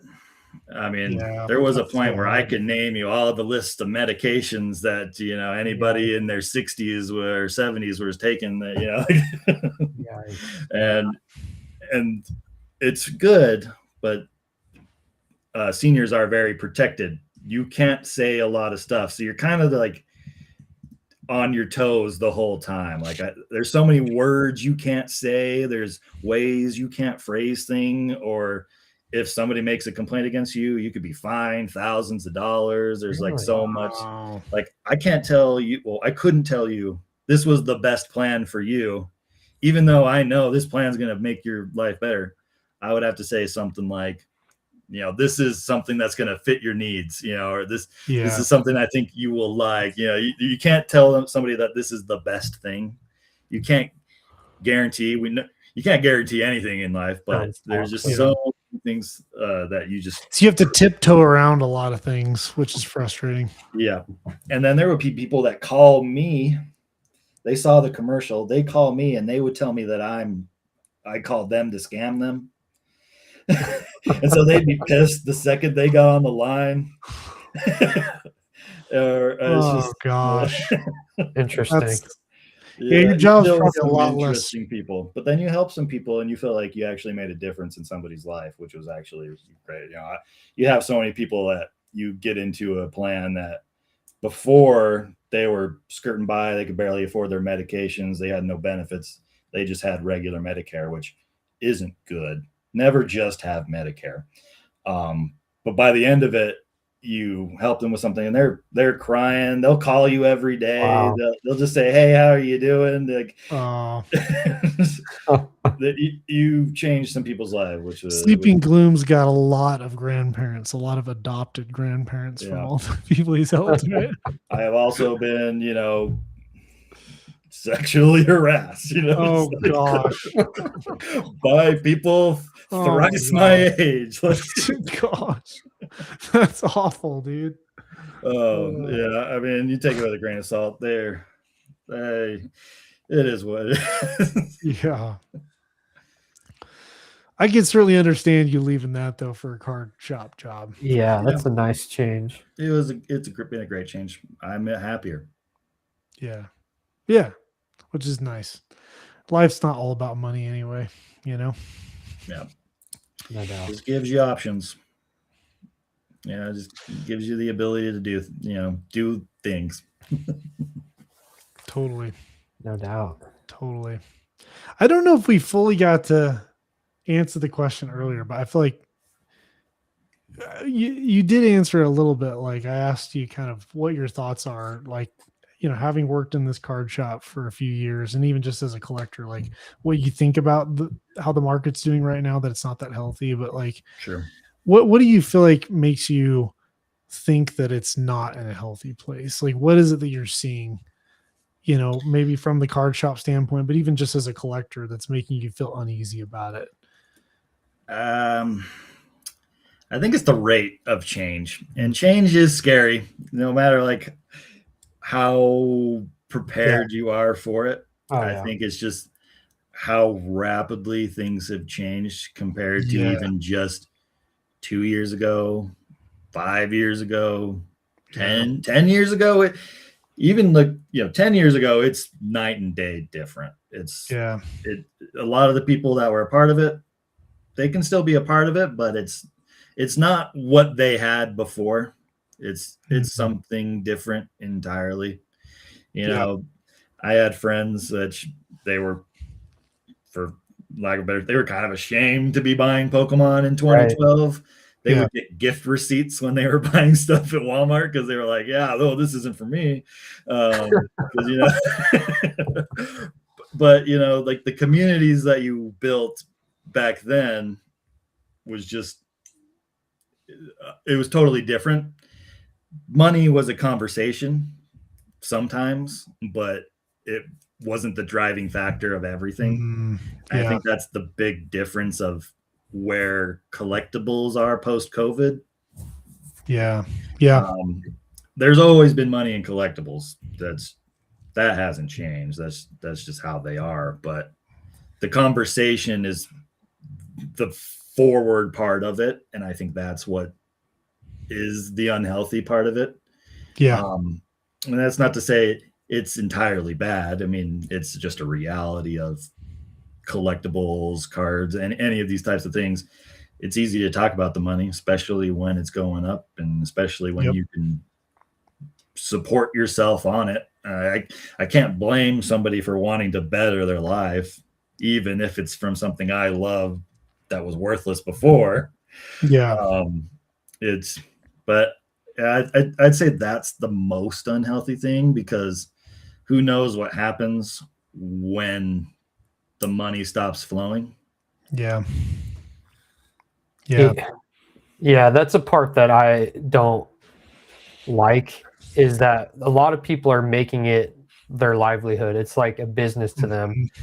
And for the people that really have fully dedicated their life, like went full time, like it's a very common theme I've noticed, especially the ones that I've started making a lot of money, is they don't really collect anymore. They sold off their collection, like that's their business now. 100%. And like that's one reason why I've pushed back on like a lot of the scaling aspects that like they teach on business YouTube. Like you can scale like this, you can list 200 cards a day, you can do this, you can do that. But like, I don't want to lose my passion for it. Like I still want to want to do it. Like I don't want it to feel like work. Like, Yeah. and I think that it is becoming that for a lot of people. And that's a part that I do think is very unhealthy. I think that's a good point. Yeah. And it's just, like you said, the joy, the fun is out of it. They're no longer collecting themselves. It's just the means to an end now. Yeah. And maybe if once they're out and their business is done and they don't want to, if the market does tank, they made out like a bandit and maybe they'll come back, like, well, then all their stock is their collection. Yeah. All right. Because they can't sell it anymore. Yeah. So it's a double-edged sword. Yeah. I like to say, if all my stuff turned to zero tomorrow, I wouldn't care. Obviously it would hurt. Yeah. I can't say it wouldn't hurt, because I've spent a lot of money over the years. But it's not going to change how I feel about it at the end of the day. And for, I think, a lot of the people in the current market, if they lost 20, 30, 50% of their value that they put in, this might be something they never want to engage with again. I agree. Which I think agree. isn't good for the hobby, or even just the casual person that spent their hard-earned money on it, and they really loved it and had to spend $400 on a new booster box, and all that money that they sunk into it is now gone, even though they liked it. But it's just weird. It's just weird. As somebody who's been around for a long time in the space, it feels weirder now, even though it's more normal. Do you think, because you talked about how like just the conversation of money is so much at the forefront of the hobby now, and like that itself feels unhealthy. Do you think that this started originally with COVID, or like when do you think that the shift was that we started getting more of a monetary focus? Or at least what you noticed, like where more people are talking about money. I'd say COVID is really when it changed. YouTube, Pokemon YouTube started to grow, I feel like, around the Pokemon Go era. I feel like that's when really, like, apart from the occasional, collection, because there's people who have been in it forever. What like, is it TCA? I think he's Rusty from TCA Gaming. Yeah, they've probably been around forever. Like, I haven't engaged a ton. SM Pratt. Yeah. Like, I've liked SM Pratt. I think he's got some good insights. Like, I think some of these old school guys in the space have had a lot of gems of information throughout the years. None of them are always 100% right. That's just something we know. Stuff from SM Pratt back in 2012 or 2013, back when they had the ultimate Pokemon card collectors for him. I bought like a quick starter box from him and some other stuff. But they're deep in it, I imagine. Those guys. I mean, at the time, I think he had a I think he had one of the Pikachu illustrators at the time where he sold one or something like that. But like back then, they didn't even have that many copies that had been discovered yet. Like the hobby was still like very niche back then. It was, you know, even in 2014, it was hard to buy Pokemon cards. They were cheap, but it was hard to buy them. Well, and like nowadays, there's a massive quantity of old Japanese cards that you can just buy on eBay. Yeah. And I mean, I remember in 2012 and 2013, like there was a very small amount. You, Like, so you had, and you didn't have the middleman service, so you couldn't just get on Bai and then like go on, you know, Mercari in Japan and order something through Bai and have them ship it to you. Like the only way you could get something from Japan was to befriend someone online, hope that they're trustworthy, and then have them buy stuff for you and then like pay them a fee basically. It is crazy, man. Like it wasn't easy. It wasn't easy so, to get foreign stuff. Everything is so optimized. Stuff. I think everything is optimized for knowledge now, which is part of it too. Is like a lot of times people just didn't know about things back then. Now everybody knows. There's everybody videos knows everything with like some of the rarest cards now. You can find a video on it now. Like back then you couldn't do that. You had to get on the forums and go deep and talk to these people that were deep in the hobby, you know. That was part of the fun too, was like doing the work. Yeah. Like all these people from the last 10 years did a lot of work that I feel like has gone unnoticed until the last 5 years, when the more famous people that are putting out the content for these older products are saying, oh, you guys remember when, you know, back in 2002 when McDonald's did that Japanese promo? You know, it's like, no, we don't remember. You know, I'm still annoyed that I kid you not, I had a PSA 10 Squirtle McDonald's promo and a PSA 10 Charmander McDonald's promo that I graded myself. I sold those back in like 2013 because I was panicking at how much money I had spent on Pokemon cards. You know, and to this day I still remember the PSA 9 of the McDonald's Squirtle, I think, is now like $2,000 or $3,000. I wouldn't even know what a 10 is. It's probably $20,000 now. You know, and it's just like crazy. Back then, like hardly anyone knew about it. The only people that were even collecting those were people that were like going down the rabbit hole. You know what I'm saying? And now it's like everybody knows about it because their favorite YouTuber showed off this old promo card. You know, it's just it is interesting. It's like in one sense, I enjoy the growth of the hobby, but in the other sense, it kind of you almost mourn a little bit that it was a tighter community. You know. Again, it's a double-edged sword. Yep. There's pros and cons to every market cycle. Yep. Bottom line is I just can't afford nearly as much vintage as I used to be able to. That is a con. The good thing is there's still havens like the PB&D's Discord. That's right. That's like collectors talking about cards, you know. How smooth these just slid that slid right into the DMs. Definitely join the Discord, guys. Join this Discord. By the way, the link in the description is broken. You can have a tight testimonies community. It's great. We should make a funny promotional video. We should be like some of our regulars, just like, it's the best thing that's ever happened to me. I used to get stuff done, and now I just spend all my time in Discord. I've learned so much about the Pokemon hobby.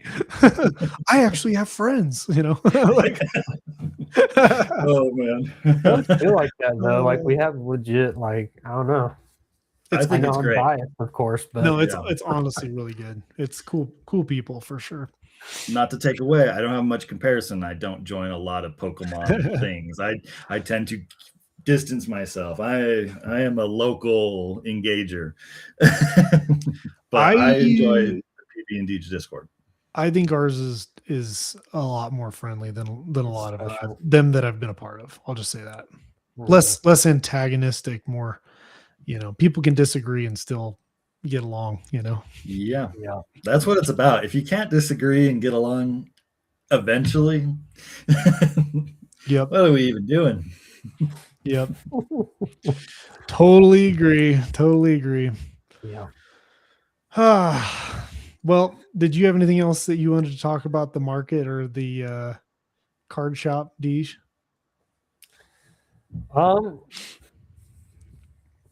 I have lots of questions, but it's already been an hour and a half, and We might have to have you on again sometime, Sleeping Gloom. yeah, for I sure. had fun. I've probably talked way too much. I feel No, like no, I think it was. I think it was I mean, awesome. Honestly, I- I'd love to ask you more questions next time too on the game.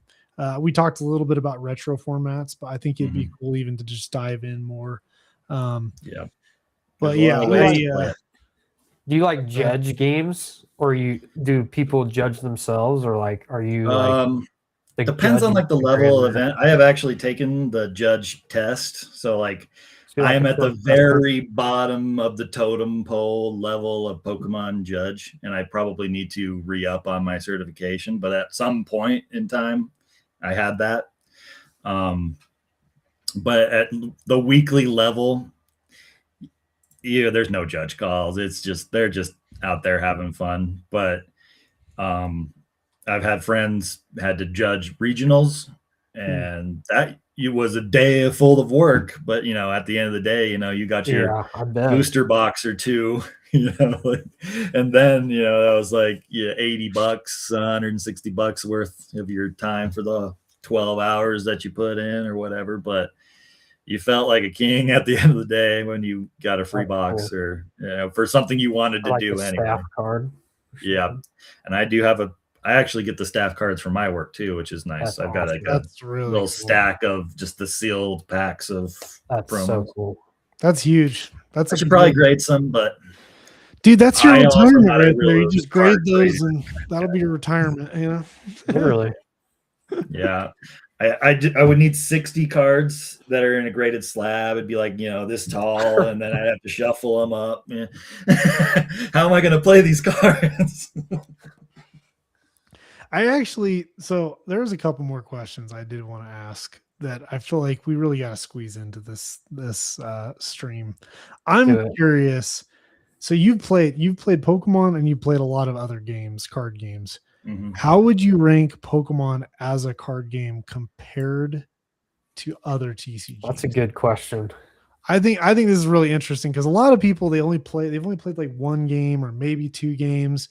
But I want to hear your perspective as someone who's a lot more familiar with so many games. Sure. As a game, if I take the IP out of it, Yep, just a game. it's a solid B. Okay. It's a lot of fun. It's a good game, and a B is still a pretty good grade. Yeah. Every card game is going to have its problems. I think some of the issues with Pokemon is you spend too much time looking in your deck, spend too much time shuffling, spend too much time taking actions. Yeah. And then when your turn is at the end, you either pass or you attack. Yeah. And when it comes to the high skill cap is learning how to, when you look into your deck, solving the puzzle of, well, what's in my prize cards? Because you set aside 6 cards. And so you got to flip through those cards and be like, okay, these key cards are not here. I don't have my 4 copies of Item Finder. Okay. And then you have to mentally note. So it's just like inventory management basically in your brain. It's a lot of remembering because I've been at a tournament and going to play a card that lets me search into my deck and I go, oh man, I forgot if that card is even in there. Yeah. And then you play the card and you look and you go, crap, it was actually in my prizes. So like that's the hard part is just the memory of what you saw. Which is fun in its own right, but I think it takes away from just making the correct play of with the information you have on the board. Yeah. But it's a great game. I wouldn't be in love with it if I didn't enjoy the game. Yeah. But the more I've played different games, it's knocked down a grade because there was probably a time I would tell you it was A+. Yeah. And I also think there are eras of Pokemon that have higher grades. So where would you put Magic, Star Wars, and like maybe I don't know if you played much like Lorcan or One Piece, but I'd be curious to kind of hear where you put them to. I'm just kind of curious, like where on the scale would you put them? So Magic, it's where it all started. It's hard to not give the game an A. Yeah. It's so good and it's so bad at the same time. It's a very interesting one. A lot of people will complain about the resource system, where in Magic you draw a card, one card per turn, which is the same with Pokemon in most games. But then you have to play these lands or these things that allow you to gain your mana to play your spells. Sometimes you only get one land throughout the whole game. You just don't draw them. You don't get to play. Some people will call that it's not a bug, it's a feature of the game. And that's kind of why that adds that luck factor into the game on top of the intense craziness that is Magic. Not a lot of games can create like a computer system in the mechanics that they just continuously trigger off each other and run itself. It's a really crazy system. It's a lot of fun, but it also just sometimes isn't a lot of fun because you don't play the game. There's a little bit of luck involved. Card deck. It's a 60 card deck for regular constructed formats. Most people engage with Magic by playing Commander. And Commander is a 100 card deck, and every card in your deck is a different card. You can't play more than one copy of a card, except for basic lands. So I can play 10 forests or whatever, but all the cards are different. And then when you're building your deck, you pick a commander, which is a legendary creature, which is a card type. We would say every Pokemon is legendary because they're all different and they're not just guy with pitchfork #1, which could be a card. It's just a regular creature, but it's somebody that's named. And then they have colors to them, whether it's blue, red, green, black, white. It's all sorts of different colors of the Magic, and that's what colors you can play in your deck. So there's some restrictions to it, and it's really customizable, and it's a social game because you're playing with 3 other people. And that's what a lot of people like about it. It's not just 1 versus 1. It feels more like a board game. You're just sitting down and hanging out. It really comes down to the people that you're playing with. Okay. It could be the most fun thing. It could also be extremely miserable. Okay. That makes sense. Yeah. So a little bit closer to a board game, really. Yeah. It's still Magic, but the interaction, the way you play it, is more board game vibe. So I give Star Wars... Magic go ahead. A. You'd say I was going to say, so Magic is at the top of your tier list? Yeah, I would also put Star Wars in the A. I would maybe... That's a new game, right? It's a really fun game. It has its flaws, and that's just due to some card design. And this is just card games in general, where the card gamer is going to game the system and maximize the optimal way to play the cards. But what's a lot of fun about Star Wars is it's action based and not like resource and phase based. So just kind of simply put it is, I do something, then you do something, then I do something, then you do something. And we kind of just go back and forth reacting. So it's more comparable to chess in the essence, where I play a guy on the board and then you say, well, my guy that's already on the board, I'm going to attack it and take that one out. I would have made a bad play if I didn't see that coming, but it's very heads up. It's back and forth. You play the whole game. That's cool. There's no opportunity to not play, really, unless you're just getting blown out and you don't know what you're doing. But it's a ton of fun. That's cool. Since I played a lot of games, there's all sorts of levels to it. Like I would give Yu-Gi-Oh, and some people might hate me, I would probably give it a C. Really? It has a lot of fun moments, but the resource is the cards, and then the cards have restrictions on them that say, well, this card can only use its ability 1 time per turn or 1 time per game. There's a lot to keep track of. There's a wall of text and it's tiny. I do really enjoy some old school Yu-Gi-Oh, but it's kind of gotten away with itself. It's kind of crazy. But Interesting. some people love it. Some people would say it's the best game ever. Yeah. I would say it's a C just for your average card game player. Okay. What about Lorcana? Lorcana, it's probably in the C or B tier for me. Do you feel like Lorcana's geared more towards young people, or probably? I think that's kids? Most people are playing it are adults. Really? Like, there are definitely kids that have played in our weekly events, but it's mostly adults.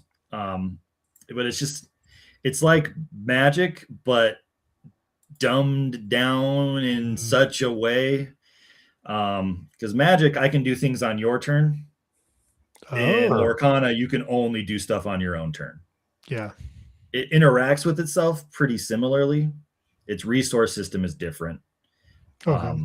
But the way you kind of get there at the end, like to finish the game, is very similar, but it's the opposite. In Magic, you're counting them down from 20 to 0. In Lorcana, you're going from 0 to 20. Interesting. Okay. But it's had some fun moments. I really enjoyed it when it was new because my wife and I played it together. And then she kind of got sick of it because she's not really a card gamer, and I lost all interest when she wasn't playing because I don't care about Disney characters. Comes to find out, they're not my favorite. I think I already made a comment in one of my recent videos about how I like the Pokemon Company a lot more than I like the Disney. I would agree. So, but yeah, one more at least. You got what rank One Piece? Yeah, where would you put One Piece? I'd put Bandai games in the B category. Okay. They're all just kind of the same.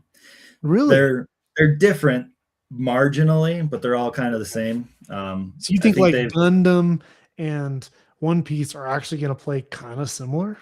They'll play relatively. They're not one for one by any means. But kind of a similar. Their resource system is the same essentially. There's some different nuances to it, but in Gundam, in Dragon Ball.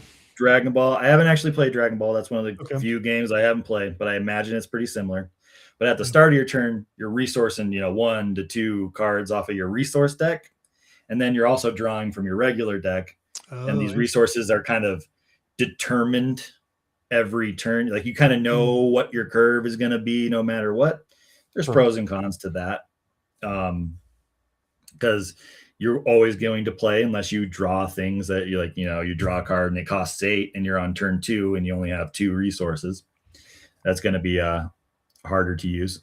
Yeah. I think we lost each. Oh, he's back. Looks like or maybe I lost. I'm back.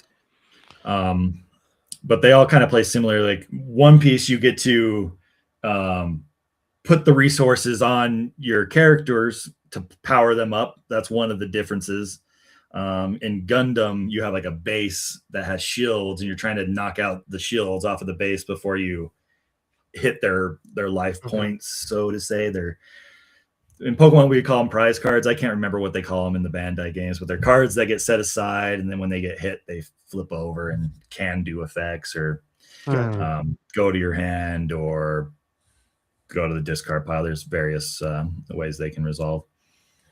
Well, that's cool. Yeah, that's pretty interesting to hear. I'm kind of surprised I'm not surprised to see that you would put Magic at the top, especially because I've just heard so many good things about Magic and that there's enough complexity, I think, to really pull people in for the long term. I am surprised that Pokemon fared as well as it did, though, against the other ones, actually. Yeah, I'm probably biased. It's maybe even a C. It's probably a C, but like... I just like Pokemon. It's fun. Yeah. It's really fun. I think it's fun. I do think it's fun to play. Yeah. And since you've played base Fossil and you've played a little bit in the pre-releases. I play a little bit in the pre-releases, yeah. Modern Pokemon is completely different. Older Pokemon, there's a lot of coin flipping. Yeah. There's less coin flipping in modern Pokemon. Makes sense. And yeah. I think Pokemon has some eras of gameplay that I would give it an A. And maybe some eras I would definitely put in the C category because. Where would you put modern? B. I don't play a lot of modern, but I'd say it's probably still a B. It Okay. seems like it's in a healthy place. Yeah. There's a lot of different decks you can play. Like there's a meta, of course, but like I feel like they do a good job of giving people different options, like picking Pokemon they love. And for sure, there's a lot more cards that are just available to build decks. So Yeah. there's a ton of ways to engage with it. Like I have made up multiple Pokemon formats that me and just my friends play. There's nobody else in the world playing it. I did make a Discord and I posted on Twitter about it, and I maybe got a tiny little smudge and attraction one time, but I put a lot of time into these random formats that I've made up. But they're fun for me and my group to play.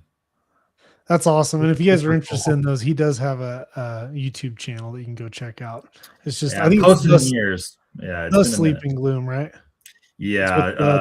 The Sleeping Gloom, I'm pretty sure. If you go look up The Sleeping Gloom, you can find my low quality videos. They slowly started to get better. And then I just kind of got sick of making videos. I like being in them. I don't like editing videos. No, editing's a lot of work. I've been getting lazy with the editing lately. It's tough.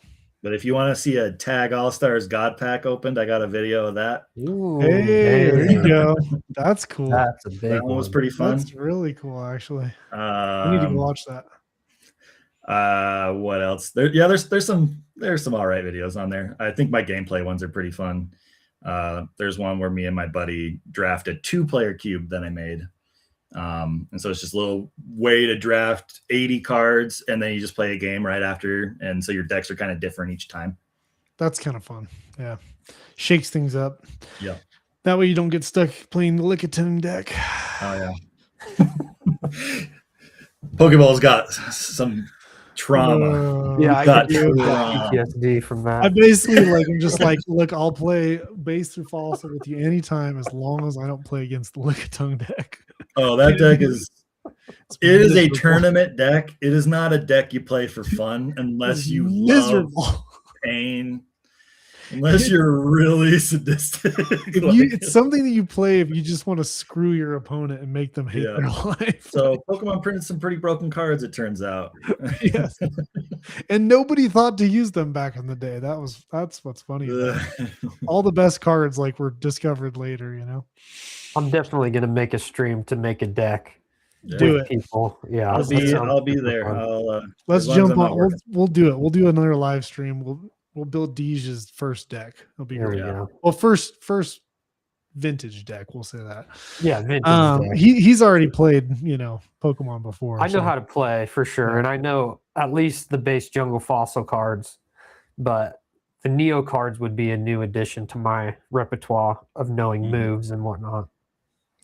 If you play the Pokemon trading card game, Game Boy game, there's a lot of similar decks.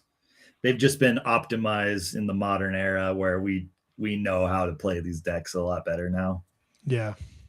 But it's all the same cards you played in that Game Boy game, so you'll do just fine.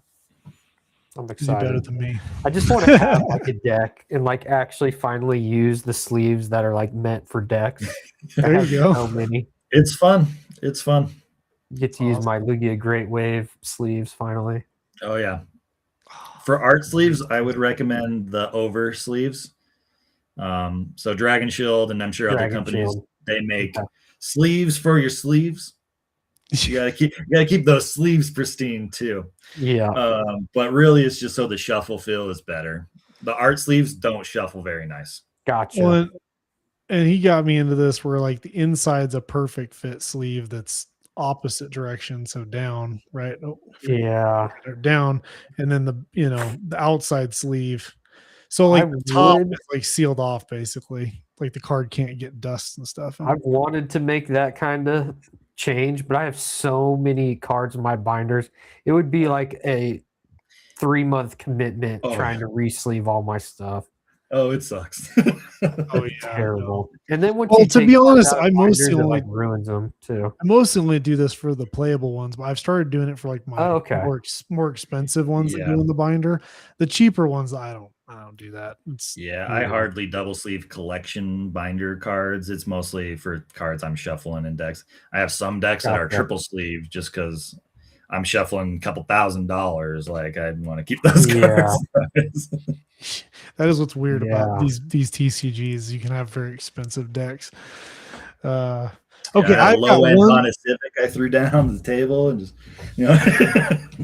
I know we're like running out of time, but like we got to get to our artist. But I do want to ask you one more question because we compared Pokemon's game to other TCGs. Now I'm curious, how do you feel about Pokemon? Like what, like the collectible value that they provide to fans versus other TCGs? Like, how do you feel like they're doing on that scale compared to other TCGs? And I mean, we don't have time to go into a lot of detail, but I'd just be curious, kind of to get your gut feeling. Simply put, on the collectible side of things, it is the king on collectible sides of trading card games. Yep. Like trading cards, it's probably sports cards, right? Yeah. You know, everybody has heard of the Mickey Mantle. We know what these old baseball cards so, are. Like, so let me rephrase it too, because not just like what has the most valuable cards, because Pokemon's obviously been around for a really long time, has some really old, incredibly valuable cards, all that kind of stuff. But what about like what they're printing today? Like if you had to compare like a booster box of, you know, Mega Evolutions or whatever versus like the latest Star Wars set versus what Magic's, you know, sets that are coming out versus Lorcana or One Piece, like who do you feel like is giving the collector the best value as a collector today? I guess that's probably the better way of asking it. now, yeah, that's a tough question because I mean, I would probably say it's sorcery. Really? Like, Okay. Yeah. and let me just step away for a second just to show you a booster box. Okay. Yeah.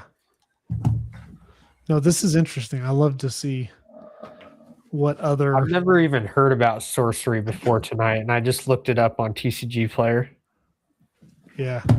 So He showed me some of the artwork, and it's beautiful. All right. It's like So like watercolor, and this is a booster box of the most recent sorcery set, and they only do way one cooler than a set Pokemon per booster year. box. I didn't want to throw away this booster box. It is magnetized. Oh I my can goodness. clamp Oh, this wow. thing down. It is a really hard Amazing. cardboard. Like, Yeah. you can hear this thing. Like, it has space. It's reusable. So like there's no reason for me to throw this out. I can put decks in this thing. I haven't yet, but like, So already the booster box way this is better the than highest like quality booster box on the market. than a Pokemon That is booster so box. cool. Yeah. This That's, thing honestly, I love that. I wish that is booster beautiful. boxes felt Like, I would feel bad throwing this away. Right. Yeah. They only get put out one set a year. So you don't have to spend a buttload of money every 3 months, every 2 months when the specialty set comes out. You have a whole year to collect your set. Dee's is just sitting there thinking, "Oh my gosh, it'd be so much easier to master all these sets." Wouldn't that be? So like they're just doing so many things right. I'm a little biased. I think this game is great. In games that aren't like Pokemon, there are cards that can generate tokens. It's like a card that can generate a thing that's not a card. This box came with every single token the set can make. Wow. In a game like Magic or even Star Wars, you pull the tokens in the packs. Okay. So you have to get lucky to pull them. As far as collectability goes, to complete this set, you're probably going to spend over $10,000. This isn't cheap. Wow. These cards aren't cheap. So there's still a chase. There's still a chase for a deep collector. Because I think that's actually important, is like for something to still be collectible, it can't be too easy. No. Right. They give you all the necessities and they're putting it in a high quality product. Like the easiest way I could put it is the people that are making sorcery, they actually care. Yeah. They're not just making a product to make money. They're artists happening, but they're probably artists first, it sounds like. I will say we got in the chat right now, Gump Brave is doing his OP shilling for the evening. But, as far as like the chase goes in sorcery, you get like 5 to 6 foil cards in a box. Okay. And a foil, so like the base version of a card could be $5. The foil version could be 200. It's Wow. just Okay. Yeah. it just kind of varies on the rarity Keeps of it. the playability cheap, but then gives you collectability to chase kind of thing. Yeah, there are even some base versions of cards that are expensive, but I can appreciate it isn't for everybody. It takes a certain type of interest to be into a game like Sorcery because of its general themes of medieval fantasy. Yeah. So what would you say is like another one that you feel like? Do you feel like there's another one that beats Pokemon that maybe appeals to a broader audience from a collectability standpoint? I would say I'd probably, looking at the chat, I know Gump he loves the One Piece. I'd say if you can get One Piece at MSRP, they're putting out a high quality product. Yeah. For as much crap as I give Bandai, Yeah. I think the card stock is top notch. They're putting out a really nice card. The details on their art is nice. You have to like anime to be into it. Right. That's also a thing that's not going to be for everybody. But yeah. I do think they're putting out a high quality product. I'd say their cards aren't worth a ton, but the Final Fantasy TCG, they put out a pretty high quality product too, even though Cool. Square Enix is guilty of just like milking their fan base for money, but their card stock is also really, really high quality. It has the card almost feels plastic, but it's not. Wow, interesting. Yeah. It has like a matted, textured back too, kind of. I think you showed me one of those one time. Yeah. I'm a big fan Pokemon of that cards game. filled. I'm getting really annoyed because like I even just like holding one of these old WotC cards, like the card stock that Wizards of the Coast used for these old Pokemon cards is so much better than the crap that they're putting the Pokemon cards on today. And it just bugs me. It's like I'd almost rather them shrink the packs, give me less bulk if it meant that they were going to put higher quality card stock in the pack and like give me just a more weighty feeling card. You know what I mean? I even want the common to feel like there was some intention that was put into it. You know what I mean? Yeah. I wish Pokemon gave me more value for my dollar, if I'm being honest. Yes. Totally. Yep. I still engage. I still love it. Maybe just because I'm hopelessly addicted. But but I think with you. But I still think they put out a solid product at the end of the day. Yes. But since they're pumping out so much, there's only so much they can do as far as making it that high of a quality. I just noticed I think their solution to the fact that their quality was so bad during Scarlet and Violet is I think they made the stock even thinner for Mega. I've noticed like the Mega card stock feels a little bit more flimsy, and I think it's so they can punch those suckers out easier and have like their blades get dull, slower. Yeah, cut costs and anywhere you just crank the cards out as fast as possible. Interesting. Yeah. I haven't paid enough attention to that, but now I might, go look at some cards. Go bend some of those commons a little bit. weigh them.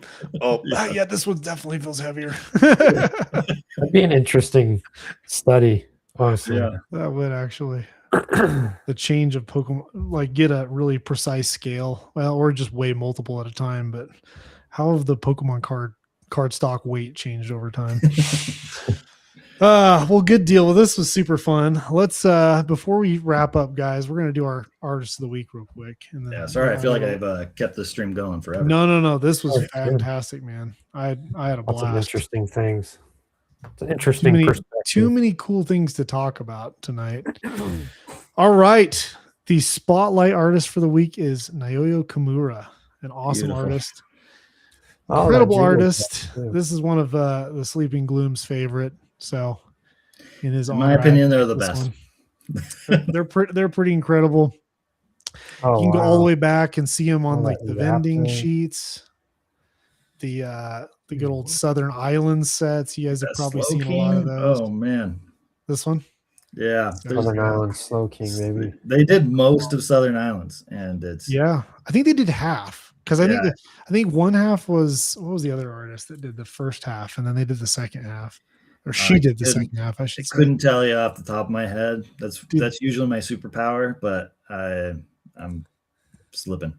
This is I a never noticed the Rattata in that card until right now. Right? Oh, dude, I didn't either. Have you seen the This- price on this card? This is a $60 card. I'm pretty sure Like, it's a common. I've been working on Neo Destiny, and I was like, "What the heck? Why is this card so expensive?" I guess everybody just loves evolutions.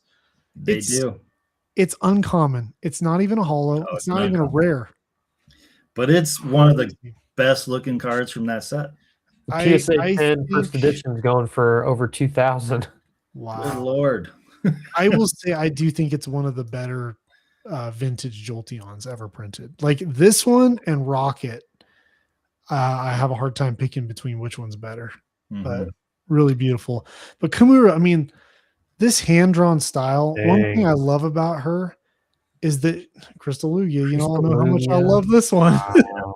She's got grails that people want to collect, all the way down to the most bulkiest Oh, bulk that's you can swirling. think of. I really wish I had gotten this before freaking e-readers Yeah, went crazy. I've got my non-hollow version. I need that. Good for you. Yeah, Good I need for you. I've had that one forever. But one thing I love about her is like if we fast forward to today, which I mean we're moving our way forward, but like look how consistent her style is. Like she literally is so Yeah, consistent. like that Fion down at the bottom on that previous page is like the Yeah. airport promo. Ooh, Okay. that plane. That's Yeah, cool. you I got the didn't even know plane in the about that one. background, just that sunset or sunrise, whatever Yeah. time of day that is. It's just Look at this card. it's just so fun. good. It's just So fun. Such a happy Wilmer right there. Yeah, I don't know. To me, it looks like it's all done with colored pencil. And I Yeah, love I that. think it's probably a combination of colored pencil or watercolor, but it looks very colored pencil-y to me. Yeah, I will say the background here looks like, hell yeah, even then, I still think Colored she's probably pencil, using yeah. colored pencil. I love that. I love that it's Shiny really- bag on. Yeah, I like the shiny bag on with the non-shiny right next to it. Wait, oh Wow. yeah. Okay, there's shiny and then the non-shiny. I was like, okay. Yeah, that's cool. That's really cool. And then oh man, this Mantine. I need this card. That's so cool. It's their effectiveness of like water. What they do with water and a skyline is insane. Look at this. Look at the detail in that water texture. I don't like Alola Momola, Bald. but that card is great. I mean, it's incredible. It's just her. I'm trying to see if I can get to that Dugong That's coming up in the end of the XY era. So I Okay. do have one small issue with Kimura's art is they tried something new in the XY era. Where it almost here. looks like it was started to be digital art, but they went Okay. right back. They went right back to what they were good at. Well, and so like this card to me it just mesmerizes me. Like the ripples and the light effect. I literally so can't good. wrap my head around how you would do this by hand. Like Yeah. All Like you blue, it's so blue impressive. shades. It's just Yes. You do all blue, but don't color in the white parts. Don't like- color in all this white. Don't color in these white speck. Like it's just, oh my gosh, she's incredible. I actually wonder if she draws it larger and then they Dratini? shrink it down. Yeah, that Dratini with is that beautiful. coral reef. So beautiful. I'm definitely adding her to my grade every single one. Every Oh, I'll spend money. Yes, you got to buy her right here I'll let you know. for real. Oh, look at this Charmander. What a cute one. Yeah, the team Yeah, up the fire. Charmander's good. Jeez, so good. Even the Shinx. Holy smokes. I She love has a lot the of cutesy Brow cards eggs for sure. right there. The Rowlet and Alolan Executor. Yeah. The little tiny Rowlet that you can It's like- see Where is Yep, he? barely. just right Yeah, there. Under Right there. what- There it is. I was like, where was it? I was like, I have a hard time finding it. He's The just person hiding that out. bought the Executor, the Jumbo Executor from me today, told me the Executor is his favorite Pokemon. So That's awesome. That's so cool. I love first time I'd Executive. heard that. Not my I favorite. think you have that Sylveon, one of the Chinese ones, at a PSA 10 on your site. For sure. Wait, which one? The Oh, It this was, Cosmic one? in the, Eclipse it was one. in the Gem Pack 2.0, so I probably had a couple versions of it. Mhm. Probably gonna sell after tonight. Just kidding. I overestimate how many people I are in the don't. stream. I love that art. I just don't love the Chinese cards. I just can't. I hear you. I'm with you. I can't get into the Chinese stuff. To me, it's hard enough just to cover English and Japanese. Like I can't. I love this Onyx, by the way. Just It's pile of rocks. so good. So look at this Slowpoke. The Slowpokes Oh my gosh. pay me like one of your French girls. For real. And I forget she did one of the Pikachus on here. Yeah, where is it? It is.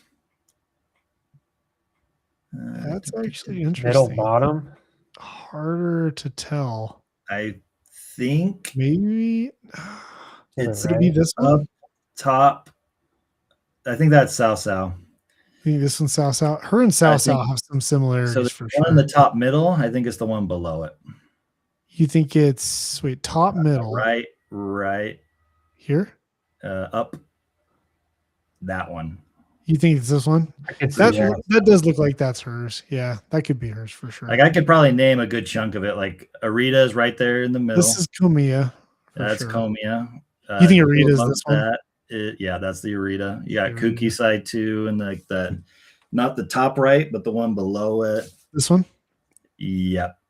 I bet bottom left is Kagemaru Himeno. You think this is Himeno? You got a good eye for this stuff, man. I could probably do a couple more, but This is the what is it? Uyama. Yeah, Yeah. okay, yeah. Does the Iminiku and other? They always do that same style too. This is Komiya for sure. You know, always yeah, tell that Komiya. Komiya is one of those artists Super easy. you would Yeah. find that needle in that haystack if there was a Komiya in there. Yeah, for sure. There's got to be a Sugimori here somewhere, right? Would he be maybe? I don't know. Sugimori's changed. I think his the one style. your cursor was on was that think this one? Tsuko Nishida. No, the one to the Nishida? right. Oh, this one? Yeah, Yeah, I think that's Nishida. Tsuko Nishida. Yeah, I don't know if there's a Sugimori on here. Interesting, fascinating. But yeah, their whole Kimura's whole catalog. There's just It just goes together. It's. I Yeah. mean, talk about a cohesive binder. oh yeah, Speaking of which, oh yeah. you want to show that off? Sure. Yeah, we could basically it's not complete. Let me switch camera views. Let's stop sharing here. And hopefully I have it set up in a way that's nice to view. And sorry for eating up more of your time. No, dude, don't apologize. Seriously, this was a fun This conversation. camera? No, which one? I feel most bad for Deej because he's an It's all right. I'm always up this late anyways. Okay. Let's see. I'm gonna maximize your screen so that we can see your binder the best. So my binder's not complete. I'm not a real fan. Oh, please. There's only 331 of these cards. Some of them over $1,000 to collect. So Right. Are they in a certain order? They are release order. Release order. Nice. Fun fact about these ones: the artist name is incorrect. Oh, Really? It says Toshima Aoki. I believe if you got Spanish copies, it says Naoyo Kimura. Or if you got Interesting. like the second wave of the, because I think these ones came in the VHS, if I believe right. I could be wrong, but And I'm trying to remember how those Black Star promos came. I thought three of them came as like a movie promo. it might have been when you went to go see the movie. I can't I remember. think it might have been was it the Pokemon movie 2000? It would have been from the movie 2000. When I went to see that movie as a kid, they didn't have the promo left. I didn't get one. So I couldn't tell you. It's such a bummer, right? But yeah, this one. So we got the Japanese one. That's There we go. beautiful. Hollow. Beautiful. And we've got. So are you collecting the Japanese and the English of each one? Yeah, if I find a German one, if I find a Dutch one, I'll collect it in any language I can find. Dang, that's very cool. That's a lot. Then you got a lot more than 331 cards. Then I'm not actively seeking them out per se, but like if I find it, I'm just gonna buy it type of deal. Then we start to get to a little bit more holes, and this is like the difficult portion of the Yeah. The e-reader series is so expensive, especially her Crystal Lugia. With my binders. With the Meryl. That's beautiful. Fantastic. I feel like this card's probably expensive because the Magikarp. Yeah, you're probably right. Magikarp cards have just gone insane ever since the Shinji Kondo one. Yep, how they evolved.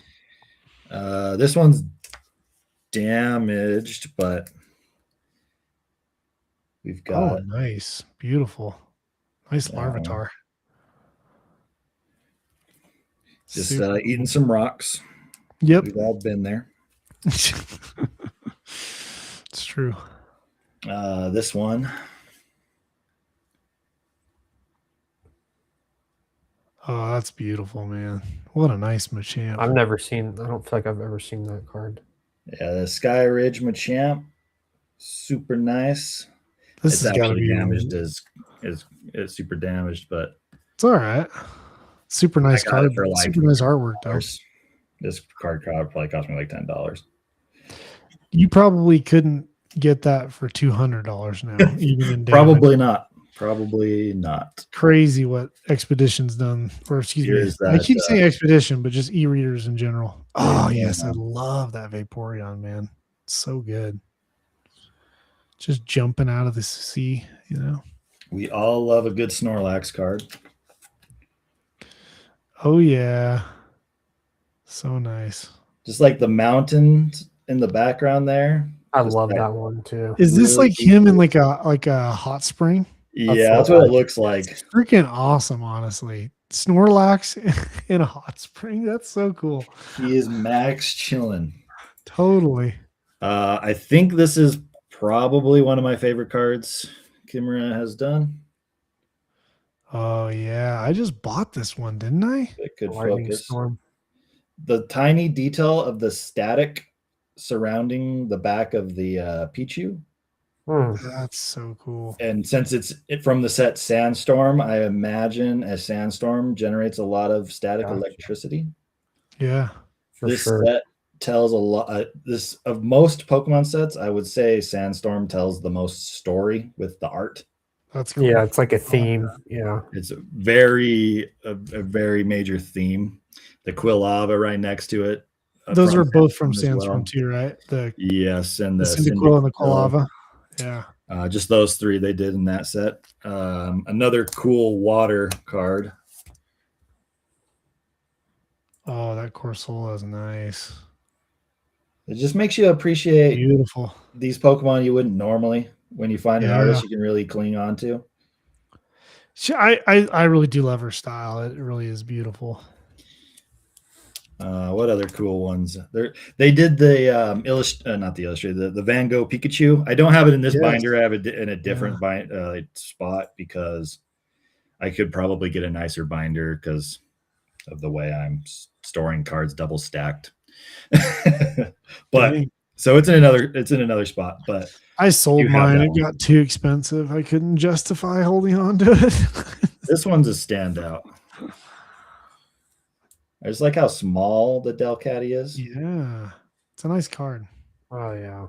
Legend Maker had cool holo, too. Oh, yeah. The reverse holo is just a classic, Cosmos. Beautiful. Foiling. But it feels like it was almost like slightly higher quality. I don't know. It felt a step above. Like by the time they got to that point, they're like, yeah, I'm a sucker for Cosmos. You know me. I love Cosmos holo. Oh, Rapidash is so good. This one, I'd say it's more on the simple end, but it still looks nice. Still beautiful. Yep. Great one. I'll try to wrap this up. You're good. Good. Taking forever. It's a cool binder. It's a cool idea too, by the way, for those that are watching, like this is a great way to collect. You can This section is there's an artist that mostly really done. speaks to you. You can make a whole binder out of that artist, you know. We got one little hole. I think one of my favorite Espeon cards is this one from Majestic Dawn. I was just gonna ask you about that Espeon because that wow. That's Majestic awesome. Dawn is also another set that just has some really cool cards. Yeah. It's an EV set, A nice one. so for there's sure. some nice ones in there for EV collectors. Shh. We don't want to drive up mid-air prices anymore.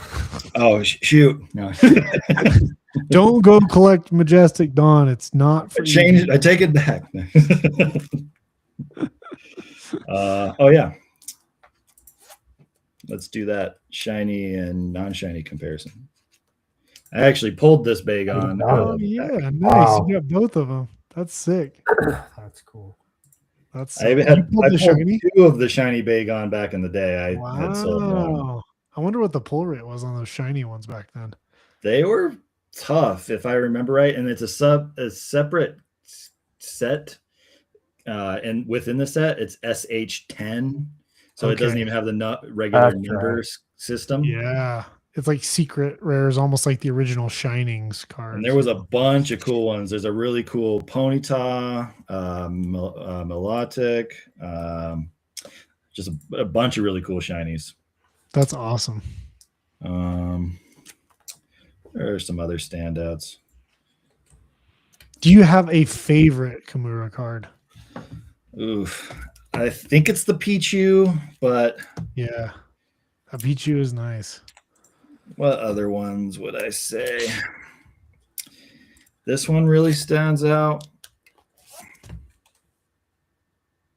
Ooh, yeah. 'Cause it's got that Light Southern Islands vibe. Electricity. I love that, especially with all the Yeah. artists just sitting around. And it's You know, got I the don't have Cosmo this foil. one for celebrations. I should have gotten this one before celebrations cards took off. Yeah, the but this one in promos a are 10 doing isn't very cheap good. anymore. Too bad. It might be the Aquapolis Tyranitar. That one is a banger. Ooh, yeah. That is a banger. Now this one, there's a few. It's really hard to pick. But I love this Dragonite. Oh, that's a cool Oh, yeah. Dragonite. Got that one. I Which got one's this 6 one from? copies of this card. This looks in like, different- is this Sun and Dragon Moon? Man. Silver Majesty. Tempest. Silver Tempest. Oh, Silver Tempest. Okay. So we've got the GameStop version. There's the Play promo version. Oh, that's The cool. regular, the reverse hollow. There's a lot of copies. I think the most modern card they have though is this Pikachu. Yeah, the There's 151. so many versions of this Pikachu. Yeah, there really is. Yeah, They play they had together. there's the one printed in 151. Then there's all the Japanese like versions with the Master Ball. Then they had the one that they printed in the Costco tins, which was Mhm. Cosmos. And then where did that Flake one? That Flake There's like a hollow play I think together one too. play together. Okay. Yep, which we've got right Yeah, here. they're Pokemon together. I wonder what the Yeah. where did the Fleck hollow one come from? Do you know? McDonald's. McDonald's. Okay, that's right. Okay, I forget this that one McDonald's always I has think that. I need in a 10. I'm not a graded card guy, but Jirachi. You do love your the Jirachi. Play promo Jirachi. That's and the- cool. There's a nice swirl there. That's beautiful. I don't think this card would grade in a 10. I think it'd be a 9, but it looks so good. You know, these days I'm getting more and more into collecting 9s, man. It's just getting priced out of the 10s. Yeah, it's probably something we should all be okay with. Yeah, there's 4 cards jammed into this pocket.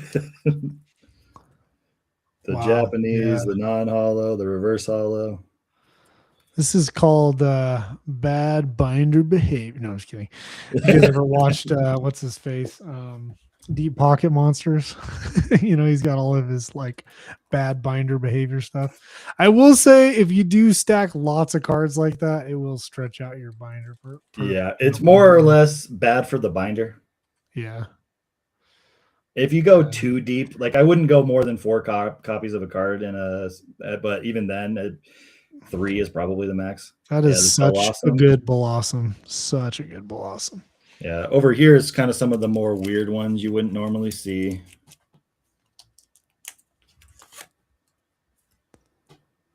Oh yeah, versus. It's a nice. I have the versus Gengar, but that one's in my Pokedex. I actually brought a versus card to share. But yeah, I'm taking up all the screen time. What do you guys No, got? you're good. Let me. You're good. That was super cool. What a cool. I'm binder. starting another one here in the back. Narumi Other Sato. Should have people. just used your binder as the artist spotlight. Yeah, right. I'm gonna be lazy today and just hold them up to the camera. So I got this versus the Ooh, Morty's. I think it's Morty's Murkrow. Who is that actually? Yeah, that's Kimura.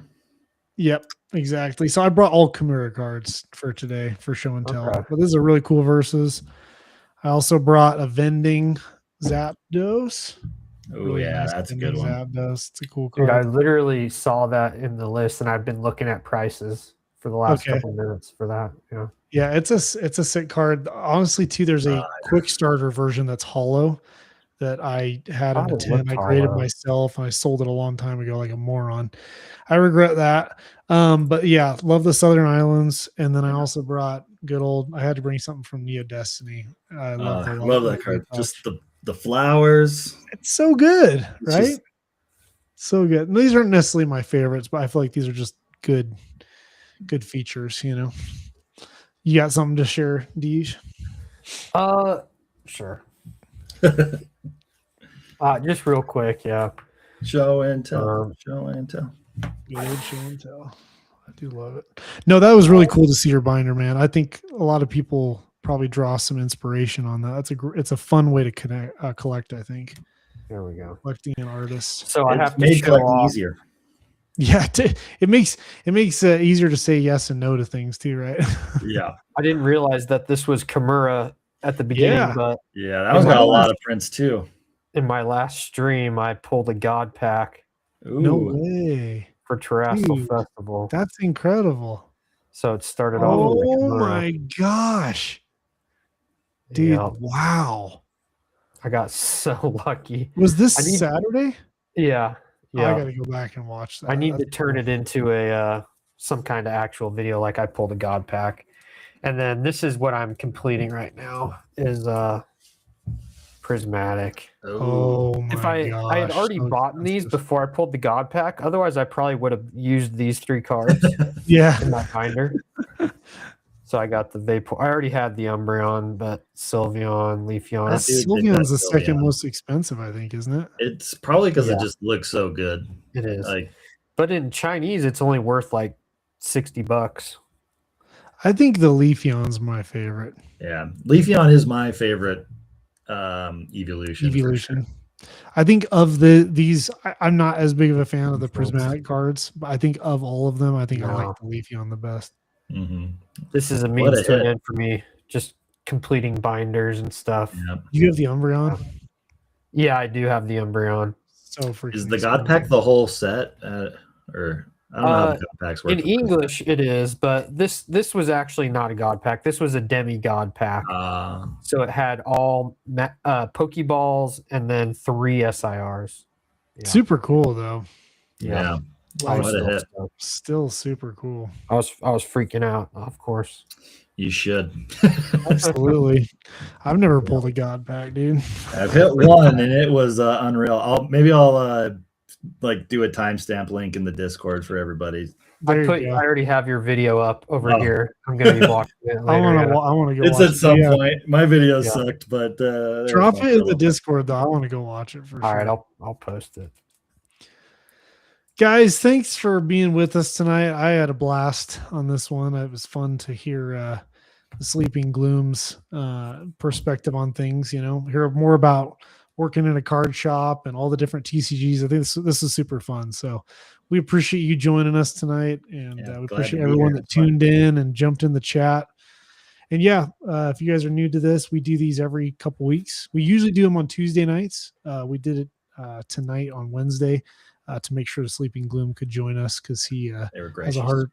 has a hard time getting here on Tuesdays with the card shop. But yeah, long guys, come back in a couple weeks, and of course we'll. I'll tell you what. I'll put the Sleeping Gloom's channel in the description, and then of course you can find Deej and I's channels as well. So Don't expect new videos. Like he's got great stuff though for going back to the old game and playing the game. There's it's mostly pack openings and then some gameplay. You get a little different perspective. But yeah, I mean, I think I had a couple videos that could be edited and uploaded, but I'd have to find them and then do that work. But maybe you guys will get lucky. Sounds good. Well, thanks everyone. We really enjoyed having everybody on with us tonight. Appreciate it, and we will catch you guys. Have a good night.